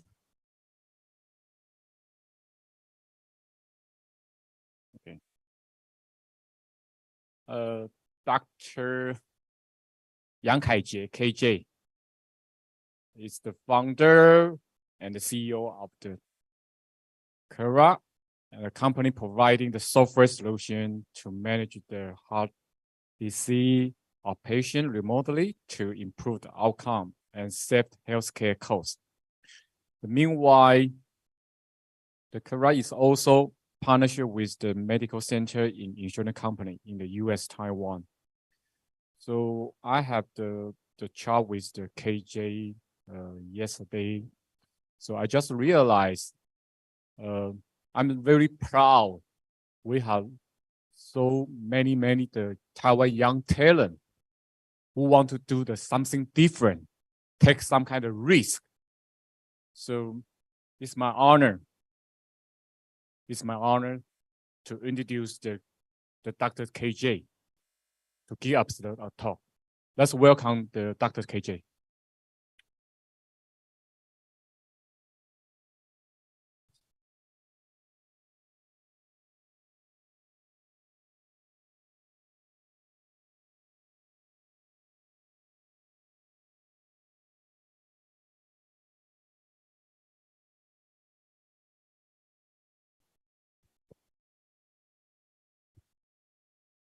Hello, can you hear me? All right, wonderful. Yeah, thank you for having me. And thank you for such a great event, Dr. Chu, and a great team to have this event. And I want to especially thank Eric for having me because he's from Nvidia and I was from Qualcomm. So it's so glad that we two can be under the same roof. Today, I want to talk about the personalized telemedicine and AI solution to mitigate the heart disease. So the telemedicine is a very useful tool, and the AI has been very powerful, just like Professor Li mentioned in the first presentation.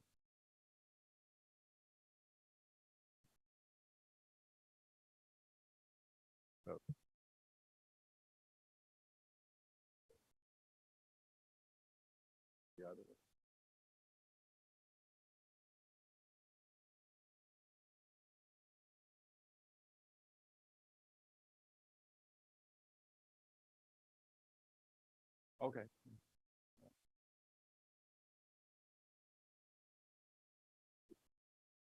All right, so heart health is a very important issue. And as the whole world is getting older and older, and the heart problem will just getting more and more severe. And how important the heart health is it? Let me show you that in a heart disease, one of the most important issue is the heart failure. And for the heart failure, that the mortality is super high. It's like 50% within 5 years. That is higher than most of the cancer. And also that means the half of the heart failure patient gonna be passed away in 5 years. And every 30 seconds is one heart attack happen. That means that every 30 seconds is one candidate for the heart failure. And to combine all of them together, that make the heart disease as the #1 cause of death. And also, not only the quality of life, but also from a financial point of view, it creates $1 trillion per year just for the cardiovascular disease, and it's just a medical cost. Not to mention the productivity loss and also other suffering of the quality of life. So we try to solve this problem by developing a lot of very advanced treatment in the hospitals. And thankfully, there's a lot of advance on the treatment in the hospital. But while we are working on this kind of treatment advance and make sure we have a better kind of a tool in the hospital, we also realize that the real battle is when patients back home, because patients spend more time at home more than in the hospital. So if we can do a better job for at-home monitoring, then we can improve the outcome. So then we think, okay, how about we just put in all the device, we just move all the device from the hospital to home, and so we can monitor the patient's health, and the care team can take action on the timely fashion. That sounds good?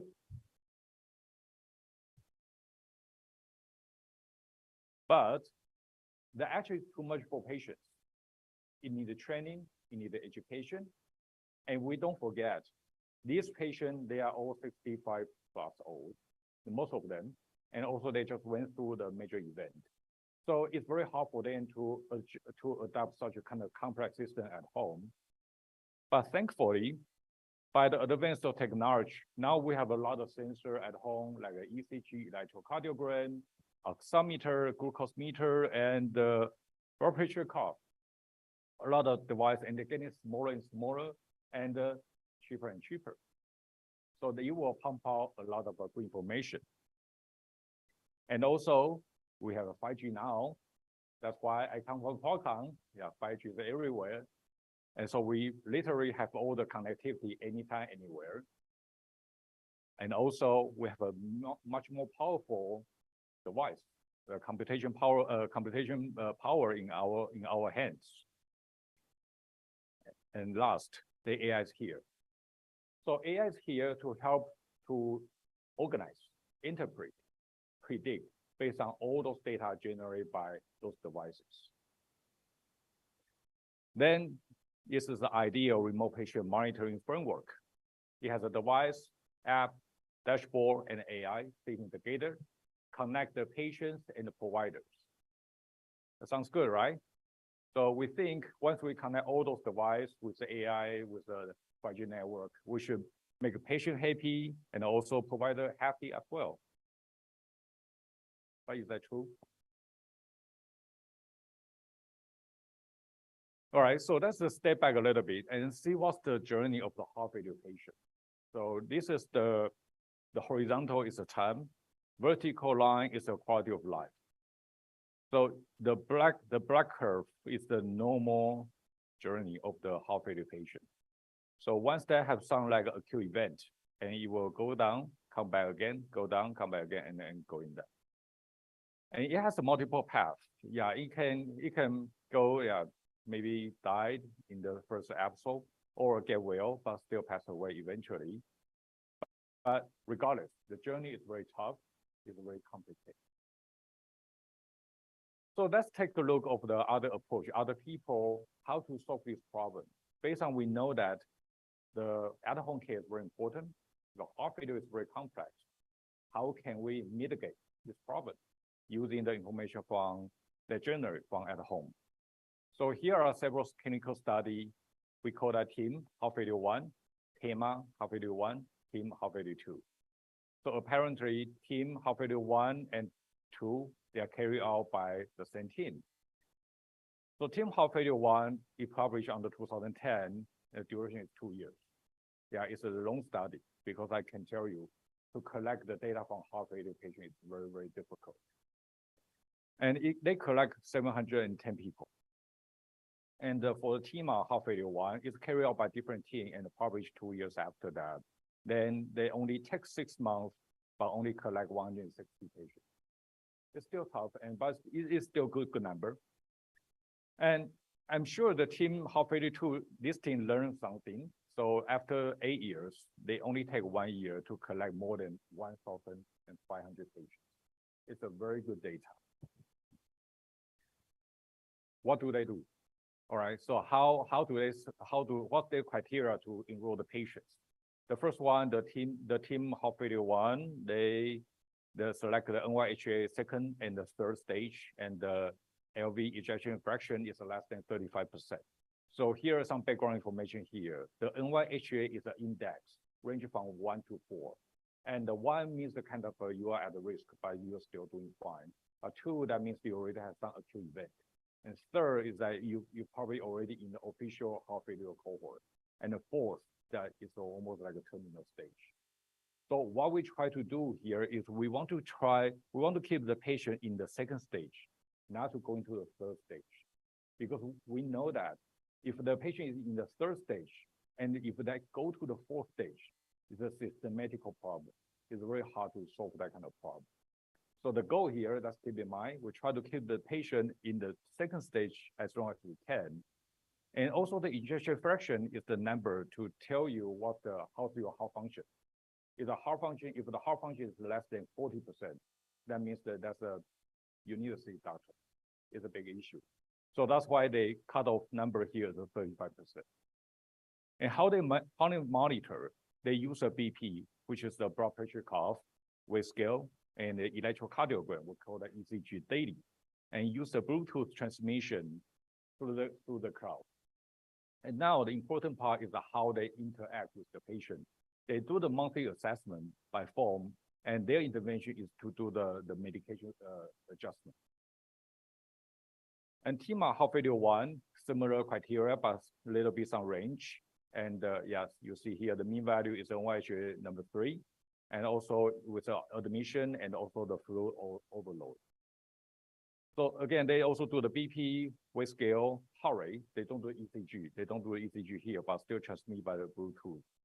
And the interesting part is that they enroll the GP, the PCP family doctor here in this stage. I think that's very smart because for the heart failure, the real front line should be the GP, not the cardiologist. Maybe initially the cardiologist can stabilize the patient, but for long-term care, you still need a GP to step in. And also they have a nurse to follow up. Okay, so the TIM heart failure 2, they use a 2 or 3, and the ejection fraction is less than 45 or larger than 45, but still with the water overload, because the heart failure has 2 different groups, and they try to enroll both groups. Interesting thing is that they put a depression score here, because we know that for the heart failure patient is easily to develop the depression.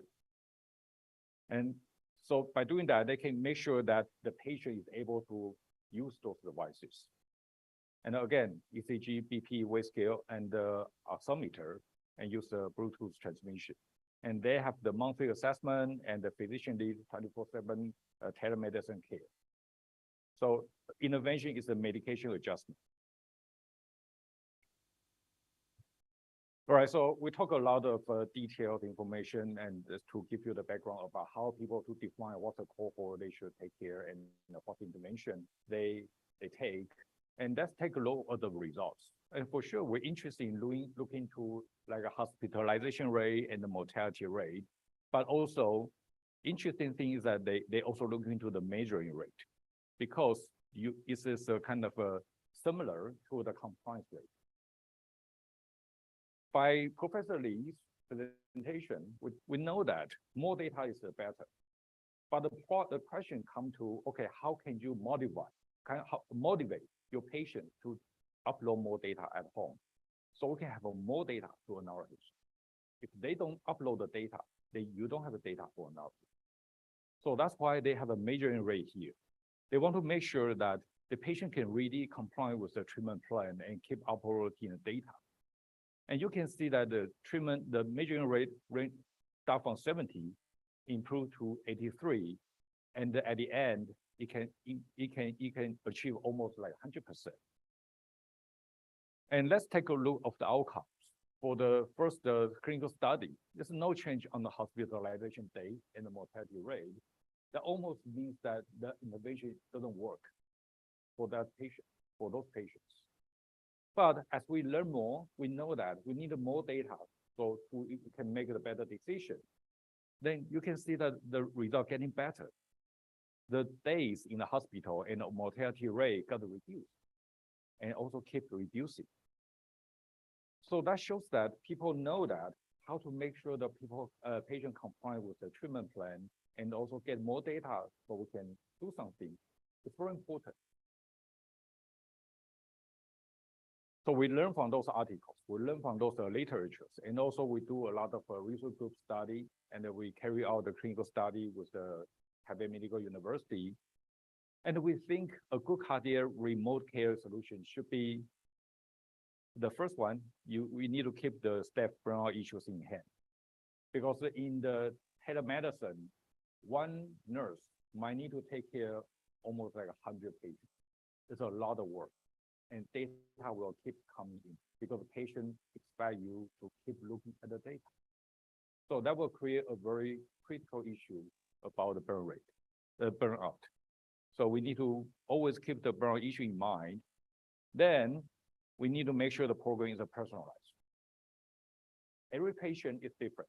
Even the same patient at a different stage, their requirement is different, because we all hope the patient will get better and better. That means that their condition will change from time to time. So we need to make the program personalized to the patient at this moment. At the end, we want to make sure patient adherence is high, patient compliance to the treatment plan. So they will feel supported. They'll feel that they got help from this program and keep providing the data. Then we can keep doing a better job. Fighting heart disease is a very complex journey. As just show you, the journey can go down, can be improved. But this is the kind of a stage for the different stage for the same patient. After the discharge from the hospital, you will be in a post-acute care. That means that we need to stabilize the patient. And then after 1 month, for sure, for that month, the goal is to reduce the 30 days readmission. Try make the patient stable enough, not go back to a hospital. Otherwise, we'll get punishment. I mean, the provider will get punishment from the payer. But then after that, the goal becomes how to pick up, how to rebuild the muscle and the confidence so the patient can go back to the society. So the rehabilitation program will keep it. But after that, for sure, we don't want the future episode. So we want to help the patient to change their lifestyle so they can be more healthy. So that's why we think a good solution should be turnkey and also include a service, AI, and the platform.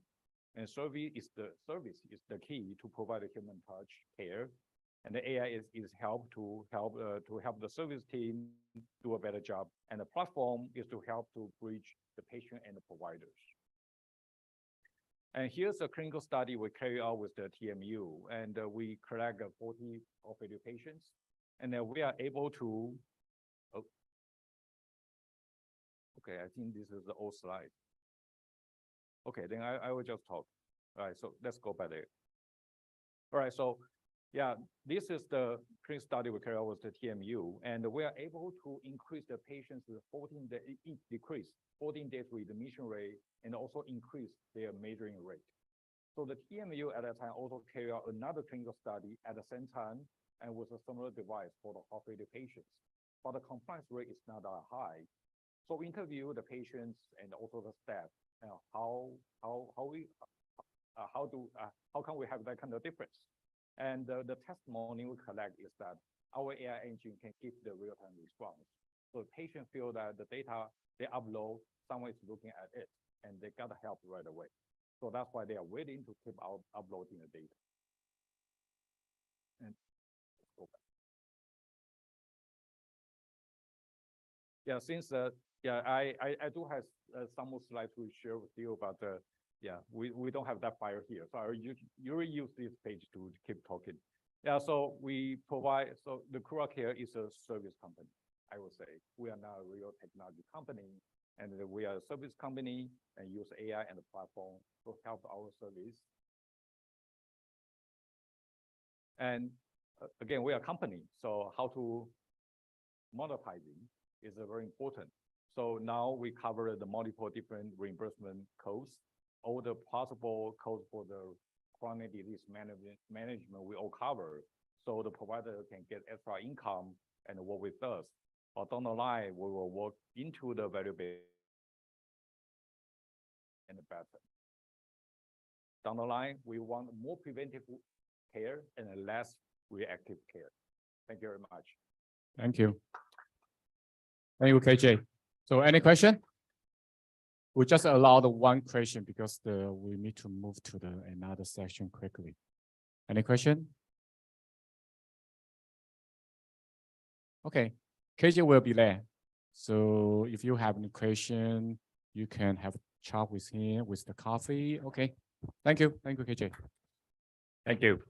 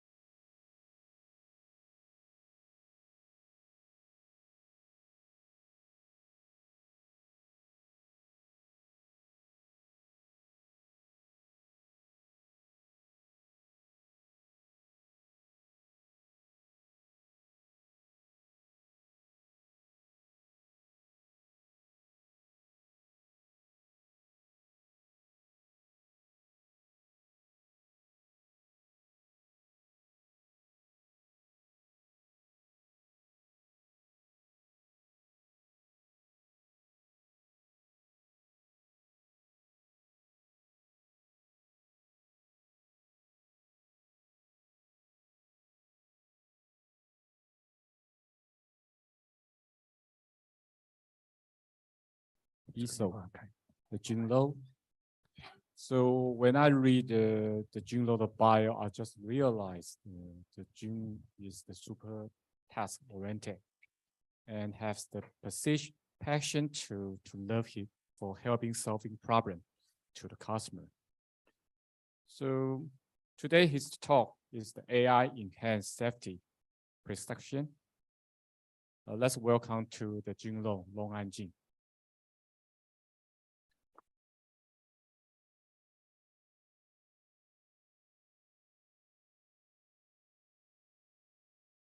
Hi, everybody. My name is Jim Long. I'm CEO of ESOP. ESOP stands for AI Enhanced Safety of Prescription. We help physicians documentation faster, easier, and less error prone via the 3 billion clinical encounter data. So I'll try to review an important problem that hospital healthcare providers encountered in recent years, which is the clinical coding gap. And now try to explain what's our solution proposed to help them to fix the problem, and also our journey to land to the top tier U.S. hospital chain, and also some data and model to share with each other, with everybody. Because we don't have enough time, so maybe I will skip the data and model part. So as you can, you already know, physicians are burned out. In recent publication, it revealed that 6 patient chart already equal to 1 Hamlet book, which is the longest piece of work wrote by Shakespeare. And normally, every physician will need to encounter 12 physicians. So it means every physician will need to read 2 Hamlet every day, which is impossible. And it's not only long, but also redundant. So a lot of information are redundant and hard to catch the critical information, which makes the work even harder. And based on the data, duplicated texts are more. So the burden are getting worse. So it's not only in the physician burnout, but also the downstream. This is the process for clinical coding. So medical coding definition is the transformation of the clinical diagnosis and so on into the code alphanumeric codes. So that process is actually physicians are now well trained by that process, because that's not clinical driven. So in U.S. hospital, normally we hire abundance of medical coder, or recently we give a name to clinical information, clinical documentation improvement teams. So those are like retired nurses or physicians. They understand the clinical setting very well, but helping to do the transformation of the information into coding. As we see here, a number of administrative assistant has already increased by 32 times more than 30 years ago, while physician only increased 1.5-fold. So you can feel that the burden has been even more. So when the burden is more, what's the final problem, which is in 2 directions. One is undercoding, and another is upcoding. Under and upcoding. Yep. So when you upcode it, that means you have a diagnosis that cannot explain. Your clinical documentation cannot explain or support your coding really well. So insurance company will give you denial. So in 2 years ago, the denial rate for each hospital has reached to 11%. And now after pandemic, it's getting more. Some of the hospital even get more. Average of the profit margin for hospital is like 7%. So 20% of denial, that's really bad. And another direction is the undercoding. Undercoding means you already done a lot to the patient.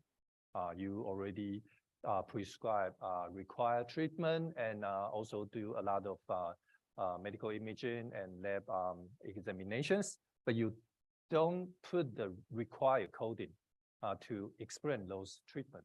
That means you will lose of revenue. And based on the paper, the missing and insufficient coding is already 20%. So these two directions combined together, that's around 20 to 30% of revenue. And it's not only revenue, but also quality and patient safety. Accurate issue. For example, clinical decision support system won't work when if the coding is not right. For example, if patient are with renal or liver problem, but like a surgeon want to prescribe contramedian to make the medical image better, that kind of patient won't, when you prescribe that, you won't get alert because you don't have good coding to make the clinical decision support system well. Okay, so this is our proposed solution. The main magic for us is trying to engage physician into the coding process, but we don't let physician to feel they are coding. We actually engage them to select the recommended diagnosis suggestion while decrease their documentation time, but also improve the quality of coding. So this is the original process, and the new process we not only use AI-powered coding recommendation system to CDI team or medical coding team, but also we focus to provide accurate diagnosis suggestion to physicians. Focus on the blue rectangle part, and this magic already made that into success. Why our proposed model is more accurate? So firstly, we are based on really massive data. We based on 3 billion encounter data. It's together it's more than 100 billion of real diagnosis and medications. So with that traditional approach, you can either hire a lot of CDI team or medical coder team, or you use like a 3M or Optum. They provide NLP related technology to capture diagnosis from clinical note.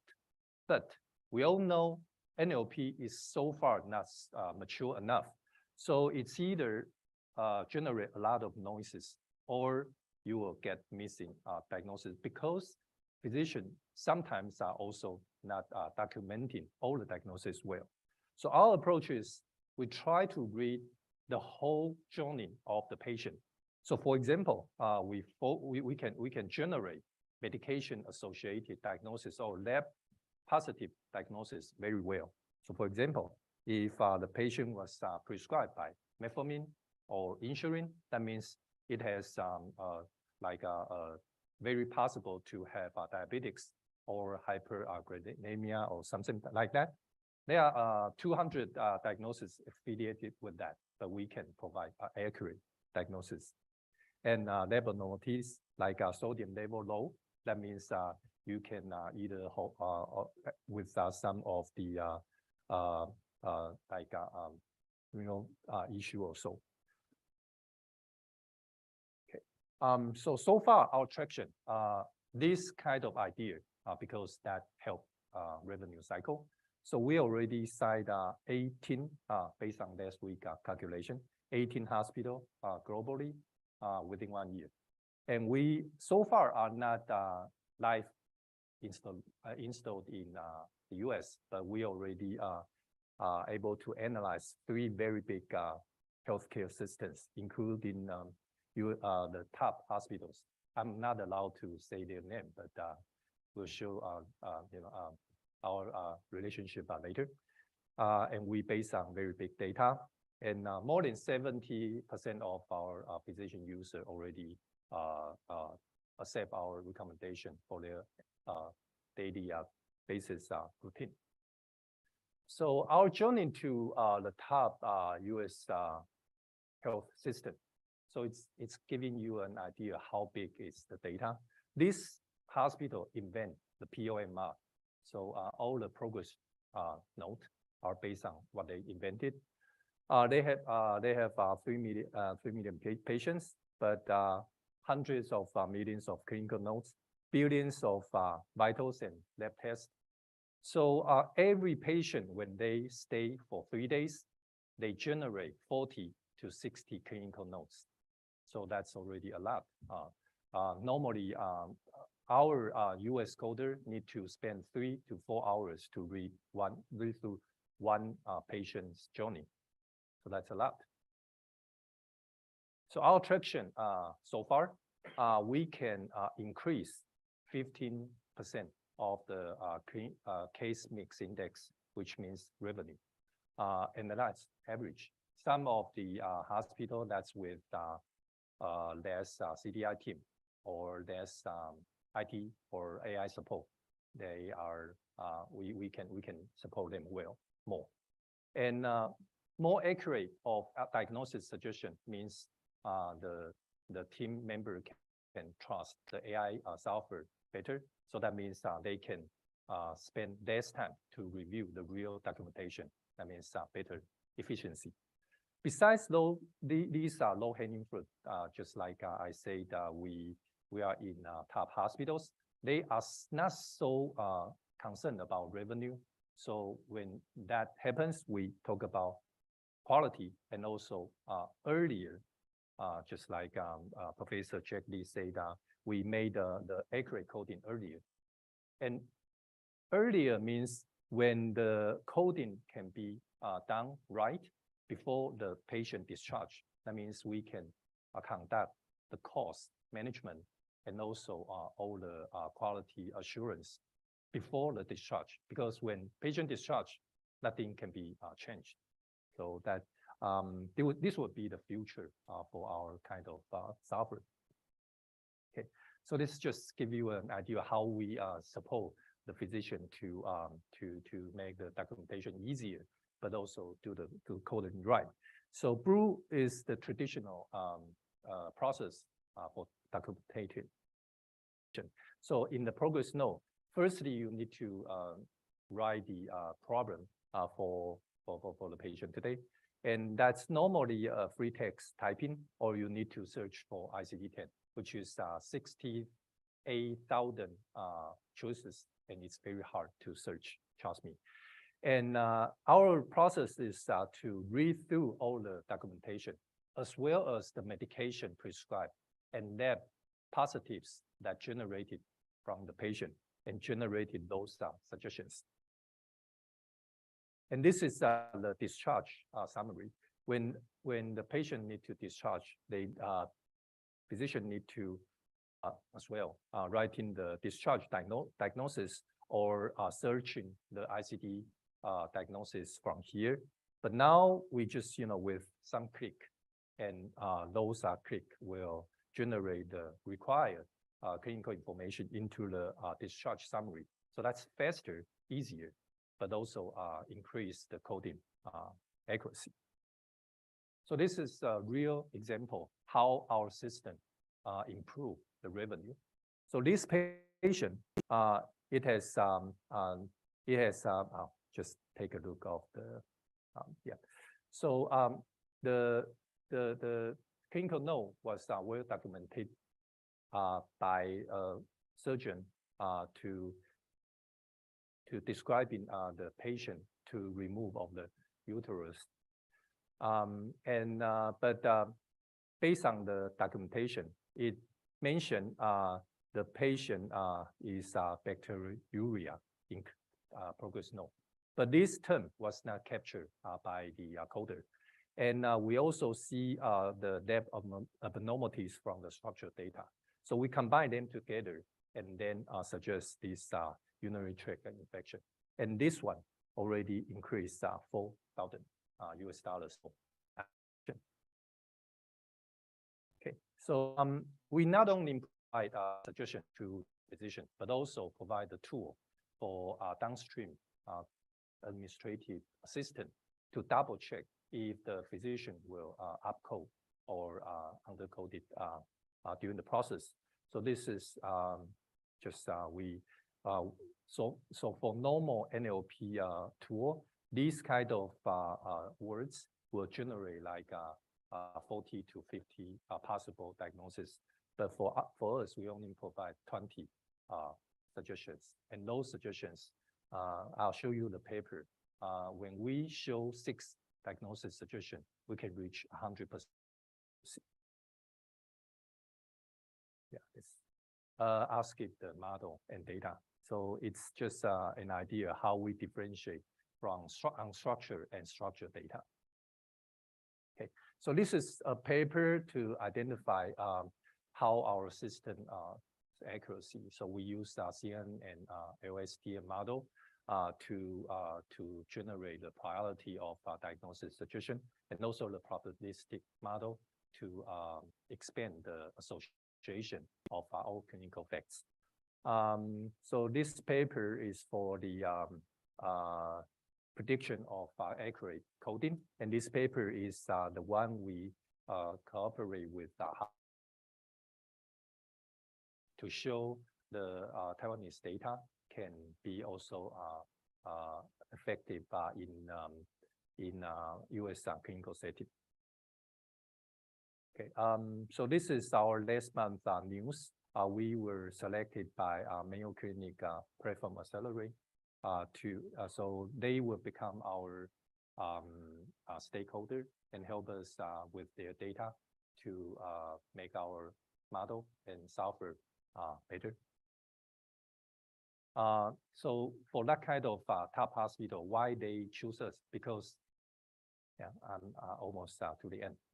Because in traditional insurance rule, they only focus on primary diagnosis and comorbidity and complications.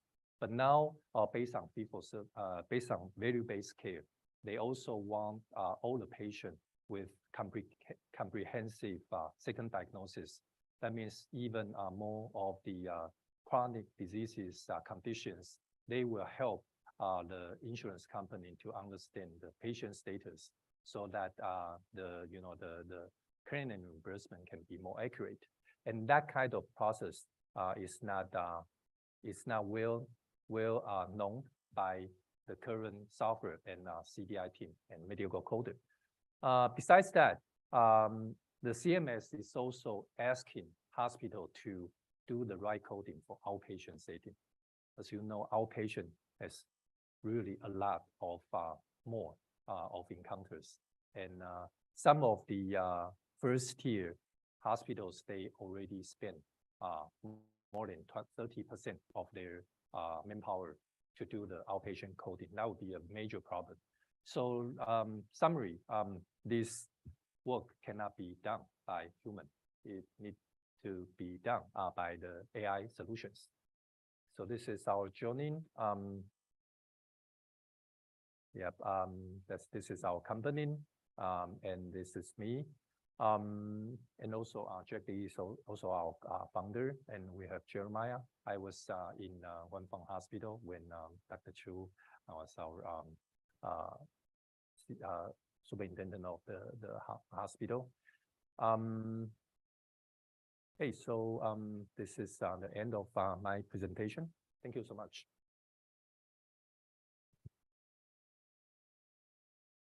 Okay, thanks, Jim. Our 生医界的金城武。Okay, any question?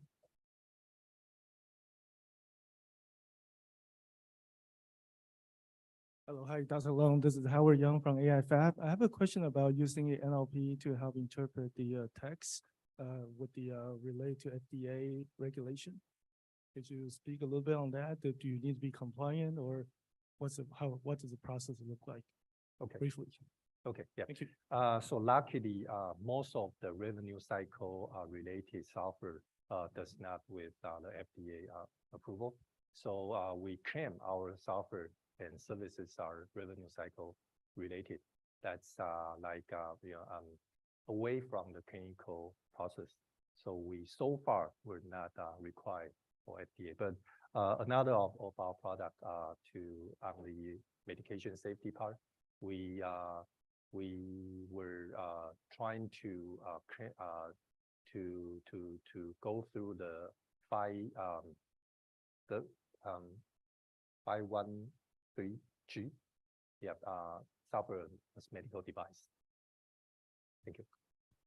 That's a wonderful talk. So you can increase the provider income like a 15 to 30%. That's a huge amount of money, every year. So question to you is, right now, across the country, across the world, a ton of the thousands of the EMR, EHR system has been running for everybody. It's a regular operation.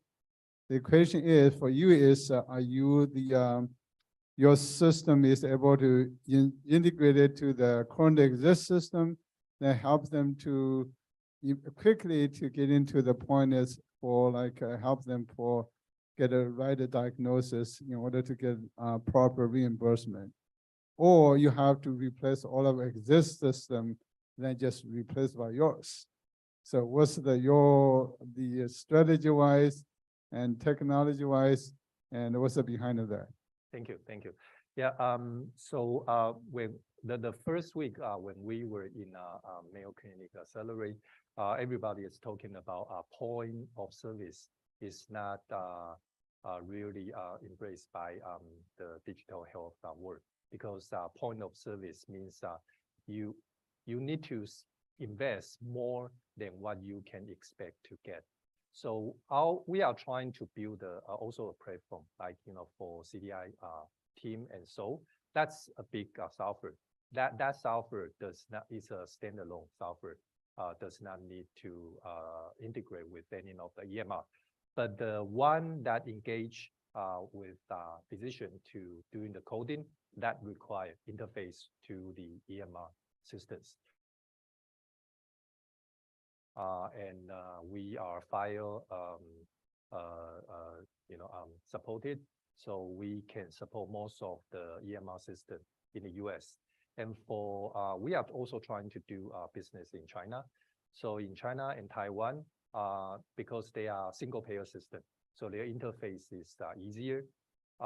Without comprehensive integration to all the clinical note, even with their discharge summary and also the first page of the inpatient status, we can already achieve 80% of the accuracy. So that's a good enough beginning to see and to try to deploy our system. So so far the progress looks good. Thank you.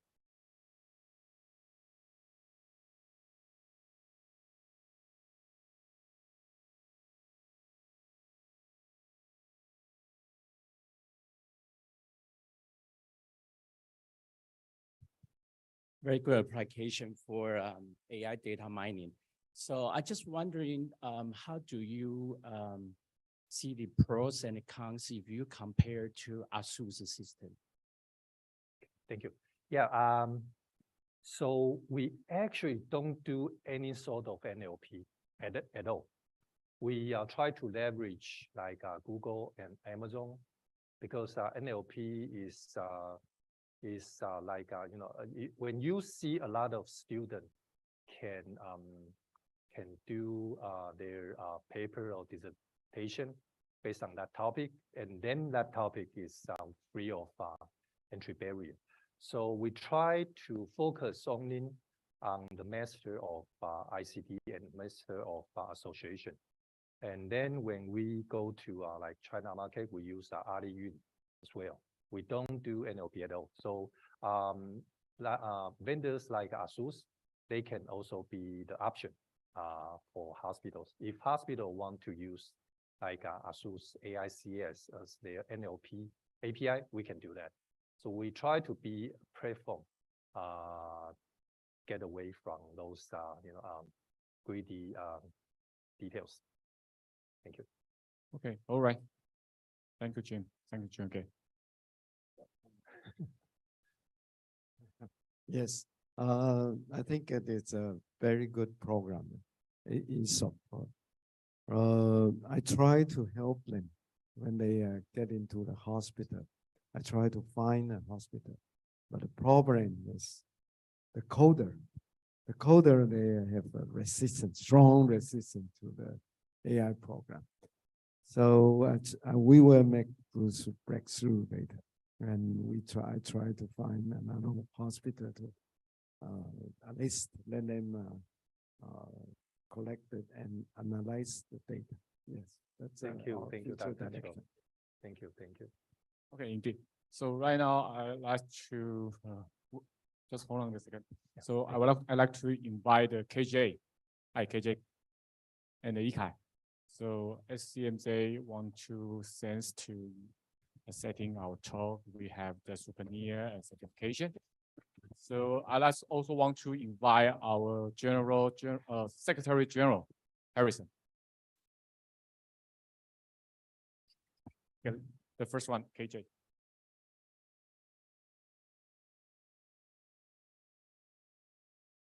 Hi, Zhao.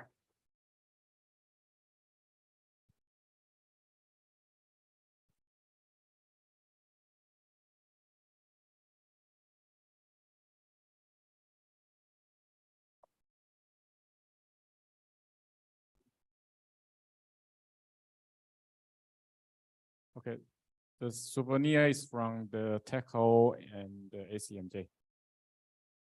Tech photo again, sorry, tech photo again. Show the Taiwan.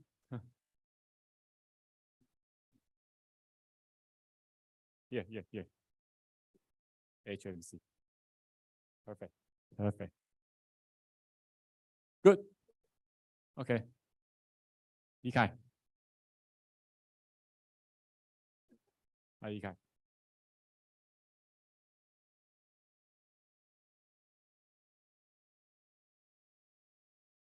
Certificate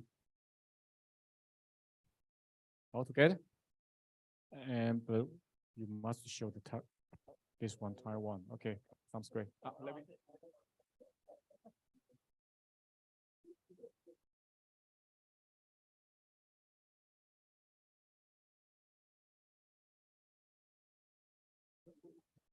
That's one, Jim. Thank you.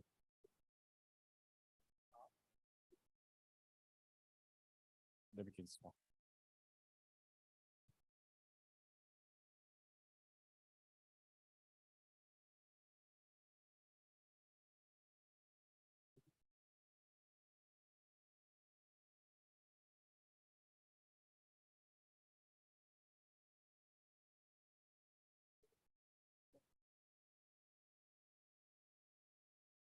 Okay, it's wonderful, the 2-day, the symposium.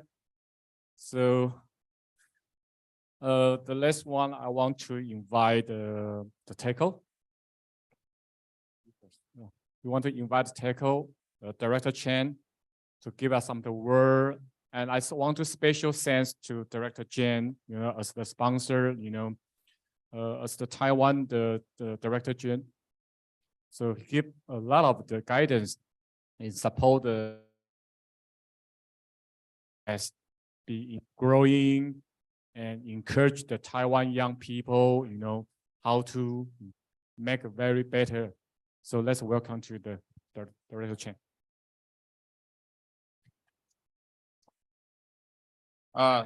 So hello again. This is me again. So just a quick story that I want to share with you. With these positions, I actually have many bosses. I have one who is the TechO LA, or the Director General Huang, and started from this August this year, and also holding another position as the Director of the Science and Technology Division for TechO Houston. So I also have another boss in Houston.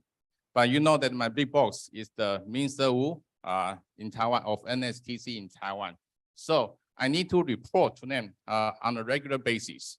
So every time when I report to them, I always talk about the progress of the program related to NSTC only. Okay, but one time the Minister Wu, my big boss, talked to me. He said that this is what he told to me. He said, Director, I appreciate your work, but in addition to do the technology for NSTC only, he wants me to do the technology for Taiwan as long as it is good for Taiwan. I know the meaning of this sentence because when it comes to the good technologies, it requires the contribution from all different fields. And this is what I observed from this symposium. Because from this symposium, we have presentations of professors from academia.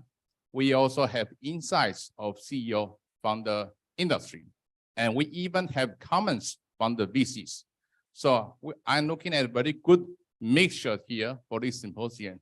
So thank you for the team of ACMJ and also the team of AHMC for organizing this important symposium. I will do it in my capacity to see if we can provide more support next year. So thank you so much. Thank you, Director Chen. Thank you, Director Chen. So, without the HMC 仁爱院集团 the support, so we cannot make the symposium very, very successful. So, the last one, I want to invite the co-founder and the Dr. Chu to give us the closing remark. Let's welcome the Dr. Chu.